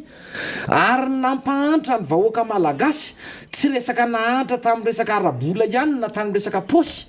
fa lasa nahantra hatramin'ny toetsaina niova hatramin'ny toetsaina ny vahoaka malagasy a hatramina teo amin'ny fitondrana n'Andriamatoandro Rajoelina nahantra hatramin'ny toetsaina satria nisy fandrendrehana saim-bahoaka tao anatin'ny tao a zao moa zany a ny arahany rehetra mahita reny a mbola voapirofo tamin'ireny diany tany atsimo reny a fa efa tsy hoe tsy tiana fa ala ny vahoaka any atsimo any mihitsy ianao Andriamatofoloha ho hitatsika eo moa rehefa hoavy mifararitso rehefa avany mifarany fandarana hoe inona mba irariana so ny vahoaka malagasy ny mba hoe fanovana fomba fanao tsy mety ataon'izao fitondrano zao fa irezaverena kely ny resaka continuité de l'état teo raha misy ny tena hoe fahatongavatsaina na fanajana ireo ray aman-dreny izay nitondra ny fandiny teto amin'ny fireneny ity Andriamatofoloha dia ny fanekena aloha fa navita zavatra reo fa noho ny fireharehanao a noho ny fandraisanao lasa toy ny fahavalo ireo mpitondra ny fandimby teto ka nahatonga azy ny teny hoe tsy nisy nahavita iny tena nisany nampalahelo sy tena fanaovana tsinitsinina mihitsy ireo ray aman-dreny rehetra nitondra nandritry ny taona maro ny fandimby teo alohany de nefa aty aoriana io izy fa tratry ny aloka tratraky ny aloko le fampanantenana pokaty tsy misy nininona vita eto fa araky ny tenin'ireo le mpaitoekarena sy an'ireo efa firenena efa kely sisa dia efa tsy anam-bola itsony a andoavana ny nagykaraha mampiasa mpanjakana na ireo atao hoe service fe reo na reo le PDB zany e fa mpandehanana an'izay le hoe rahapirenena sy ny raha-mpanjakana zay raha fijery azy avy aty ivelany a ohatra no sarotsarotra ihany ny taona 2020 sy 2020 iny a ka zay le tenenity hoe naninona ny raisinao toy ny fahavalo reo olo reo noho ny firehariana diso tafahoatra noho ny firetana ny hafa hoe dondrona ve na adalana ketrana na tsy mahay nininona nefa raha ny zava-misy a ialana tsiny fa raha ny tena izy a tsy manana traikefa sy fahalalana mihoatra noho ireo nao Andriamatofoloha ialana tsiny fa tena zay ny zava-misy miariary zany a amin'ny zava-misy amin'izao fotoana izao na misy araha tsirairay eo toreny ministry ny jono miezaka ary nyresa namana fanirsy ianareo zany tamin'ny fandarana tamin'ny ty herinandro ity dia misy nitsindra avy any ataon'ireo mafiasoloha mafiavahiny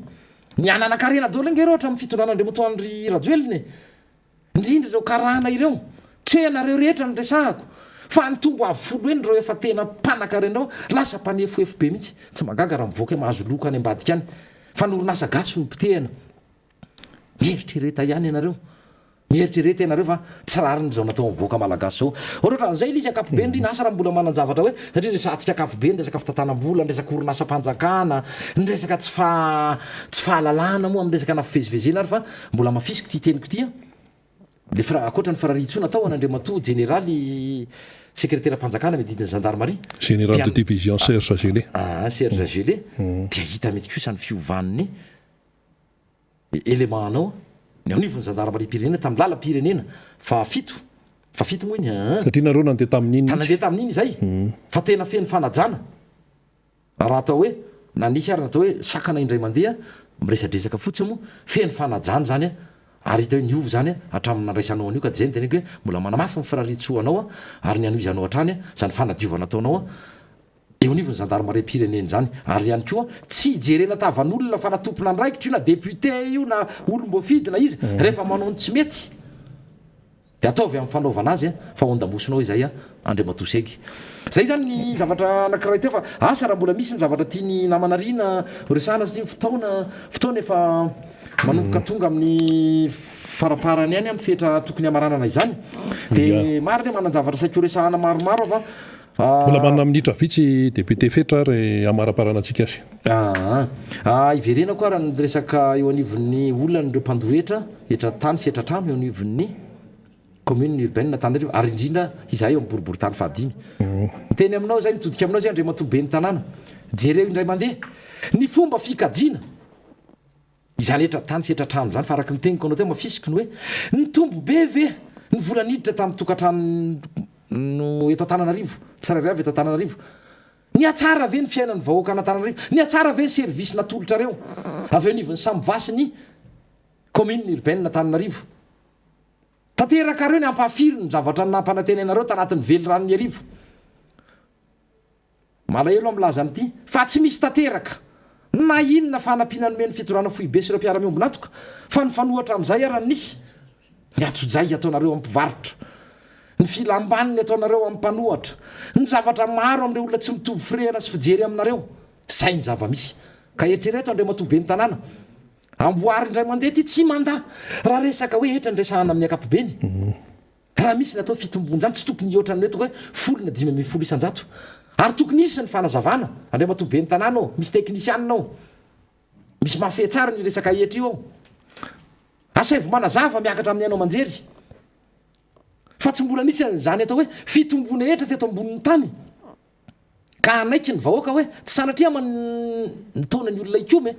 fa avy telo eny avy 5 eny avy 10 eny taiza teto ambonin'ny tany taiza tamin'ity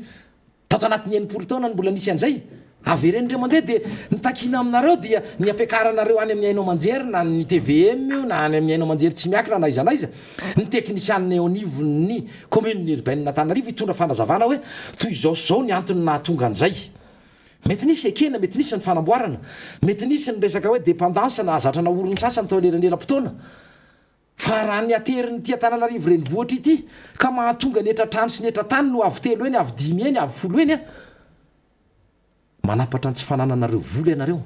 tsy misy tanteraka reo satria tsy hainareo le mitatany zay ny tena izy tsisy tanteraka reo ny vely rano sy ny fanatsarana izay nandrendrehana saim-bahoaka tamin'ireny fifidianana rehetreny dia hoe hiditra amin'izay ho ny vola zany hoe tsy namamanompa an'le vahoaka tena fa fanitsakitsahana nge zany vahoaka efa anatin'ny tena farahidiny le vahoaka dia ny etratrano ataonareo an'ity miandry an'izay zahay Andriamatoa be ny tanàna sy mpiara-miasa aminy tondranareo fanazavana dia ho hitantsika eo fa io tsy vita amin'ny fampiresahana araka ny fa mila fanazavana koa ny vahoaka ary amin'ny masolomba vahoaka anay eto Antananarivo reny vohatra no hitakina amin'izany amin'ny fomba entitra aminareo hoe mila mifampiresaka amin'ny vahoaka ianareo alefaso ny fanazavana fa ny olona aloha dia tsy anaiky an'ity zavatra hoe avy telo eny avy 5 eny milatsaka avy ihany fotsiny dia ity tsy maintsy ho aloha ary zay hidika any be ny tanàna teo aloha ho manjary miady isika zay ny amin'iny resaka etratany iny fa zay angamba ny ana manarina no firaritsoa ary satria ity zany zao ny miara-manonja farany karany député fetra eto amin'ny miara-monja EBS Radio Madara apitsy moa mbola misy miara-manonja anankiray tena hoe mamarana azy zany tamin'ny ity taona ity telinao farany ary misaotra ny mpanaraka ny fandaharana zay nanaraka ny fandaharana rehetra indrindrandrindra ianareo ny tena isaorana satria rehefa tsy misy mpiaino zany fandaharana zany dia tsy misy antony akory ny iakaranay am'izao plateau ny miara-manonja izao misaotra ihany koa ny teknisianna misaotra anareo mpanao gazety a sy anareo rehetra mpiara-miasa teto ny mpanetana ny solombavam-bahoaka ary koa reo namana maro ny fandimby tsy voatery ho namana fa mety olo-patatra mety tsy fantatra akory a mitondra fanehoan-kevitra teto amin'izany fandarana miara-manonjy zany nanetotoerina na hatrany ivelany hatrany ivelany marina tokoa izany namanarina satria nisy ny avy any ivelany dia isaorana daholo satria tanjotsika dia tokana daholo ihany hoe ny anana ny vahoaka malagasy fiainana tsaratsara kokoa ary ny afahantsika rehetra mitaky nitondra ny fanehoan-kevitra teto ny fampizara tamin'ny vahoaka malagasy a hatrany ivelany rehetra any ny tena zava-misy a teto amin'ity fireneny ity zay nezahany mpitondra fanjakana na nafenina na nezahany tsy nyresahana mitovy ihany moa izany na hoe tsy fantany mihitsy akory dia nezaka nitondra natsapananina ndraikitra ny teto miara-manonja nitondra an'izany hoe fanehoan-kevitra zany a fizarana vaovao tamin'ny vahoaka malagasy ray manontolo a na ny teto atoerana ao a na ny mipetraka ny ivelan'ny madagasikara rehetra tany dia raha ohatra nisy sanatry zavatra nampalahelo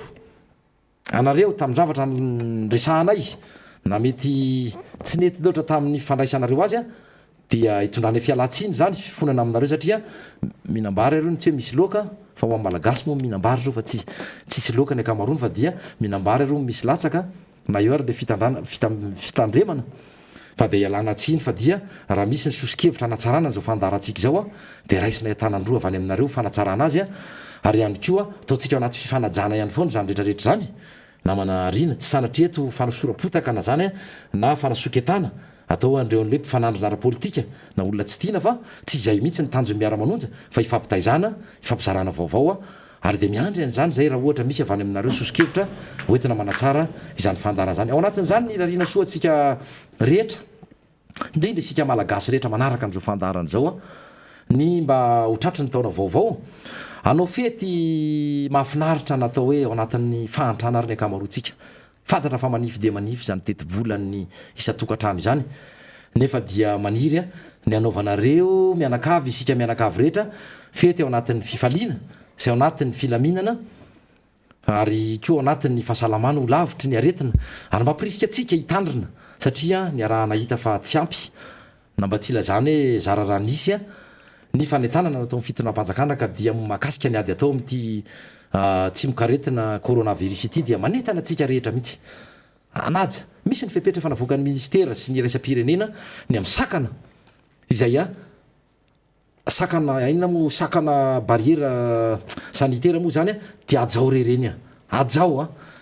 ary vava orona ny fanasana tanana na sahirana arytsika amin'ny rano ny resaka fampiasana nyreny gel ny isakare arak'izay misy fanasana tanana amin'ny savony rehefa tsy misy ny gel hydroalcoolique sy ny sisa dia ny fialana amin'ny fivorovoriana amina toerana miboka ialano na telo na dimy na folo na zato raha noho ny lazain'ny fitondram-panjakana ialao raha mbola azo atao ialao ny fivorovoriana fa ny aina lahatokana dia zay ny teniko namanarina zay ny teniko amin'ity ka dia mirary soatsika rehetra ary maniry ny eonatsika mpifaliana indray any amin'ny taona vaovao a any amin'ny fahafolo ny volana janoary a taona 2024 dia zay ny teniko fa dia tsara daholo tsika rehetra samy tsara tsika mianakavy dia mametraka ny veloma mandra-piresaka mandra-piona tompoko lasy tompoko vavy dia isaorantsika ny député fetra izay nitondra n'izay fanazavana izay tsy misy madilana ho tetenina ny teny izay nambarany teo ihany koa moa ny firaritso ary zay firaritso zay dia tena zava-dehibe tokoa ho antsika malagasy satria dia andro vitsy ihany koa isika dia andray ny mpamonjy izany fa na inona zavatra mitranga dia tsy maintsy manana finoana trany isika mianakavy namana faniry raha zafy manatany mbola misy desera kely adino dia omentsika azy ny fitenenana dia hofaranantsika tanteraka ny miara-manonjy andao ary ia ny vaovao lehibe aloha mikasika ny zava-misy any mahambo any rina aloha zany dia fantatra zany fa dia tsy tafavoaka zany ny colonel zay mpanamory lay hélicoptère rehefa hita teo araky ny loharambavao zay efa miparitaka ny mitambajotra sosialy moa zany tamin'izy efatra zany roa velona somatsara iray zany efa vatana mangatsika dia mbola eo mpijerevana mpikaroana ny anankiray zany kolonela iray zay niaraka taminatin'izany angidiby zany. Eo ihany koa mikasika ireo tao anatin'ireo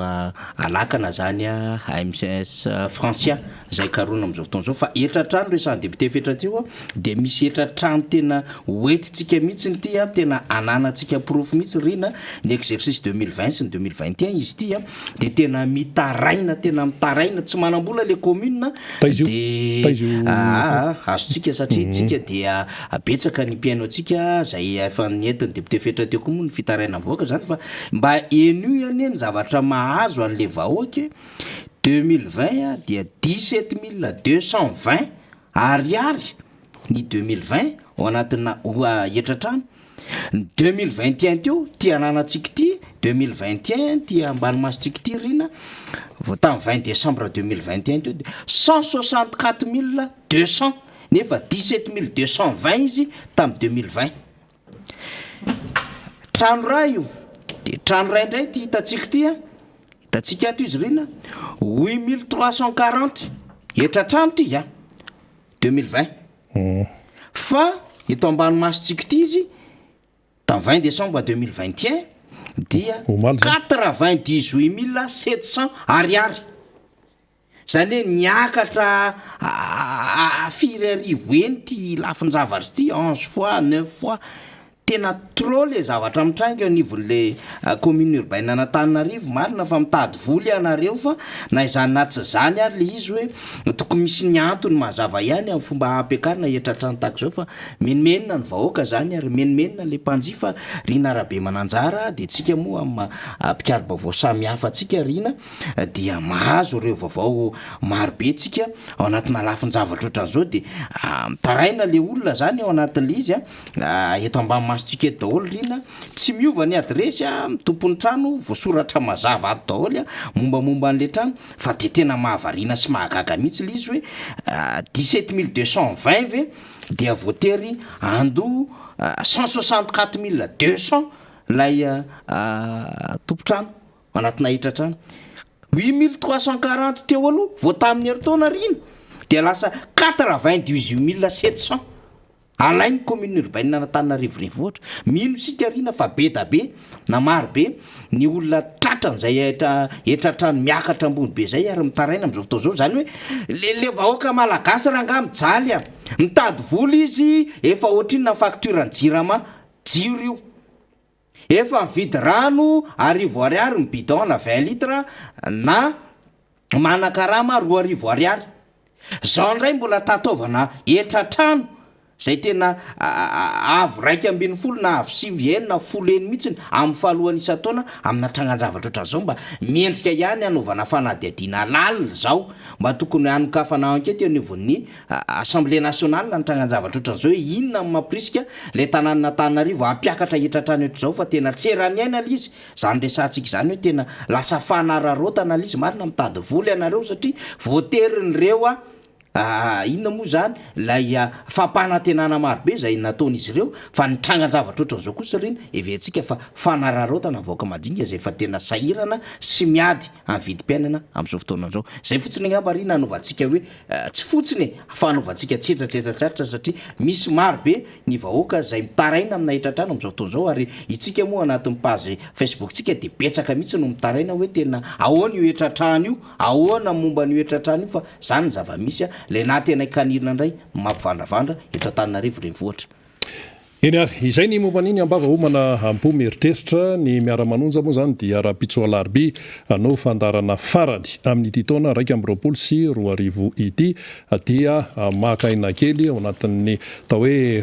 fitoniana satria hiatrika ny fiavian'ny mpamonjy isika eo ihany koa ny farantaona sy ny taona vaovao ny firarintso dia anterina hatranetrany ho antsika mianakavy na inona fahasairanana atrehantsika mianakavy. Andriamanitra tsy mandao ny olona izay mino azy tapitra ny miara-manonja MBS Radio Mada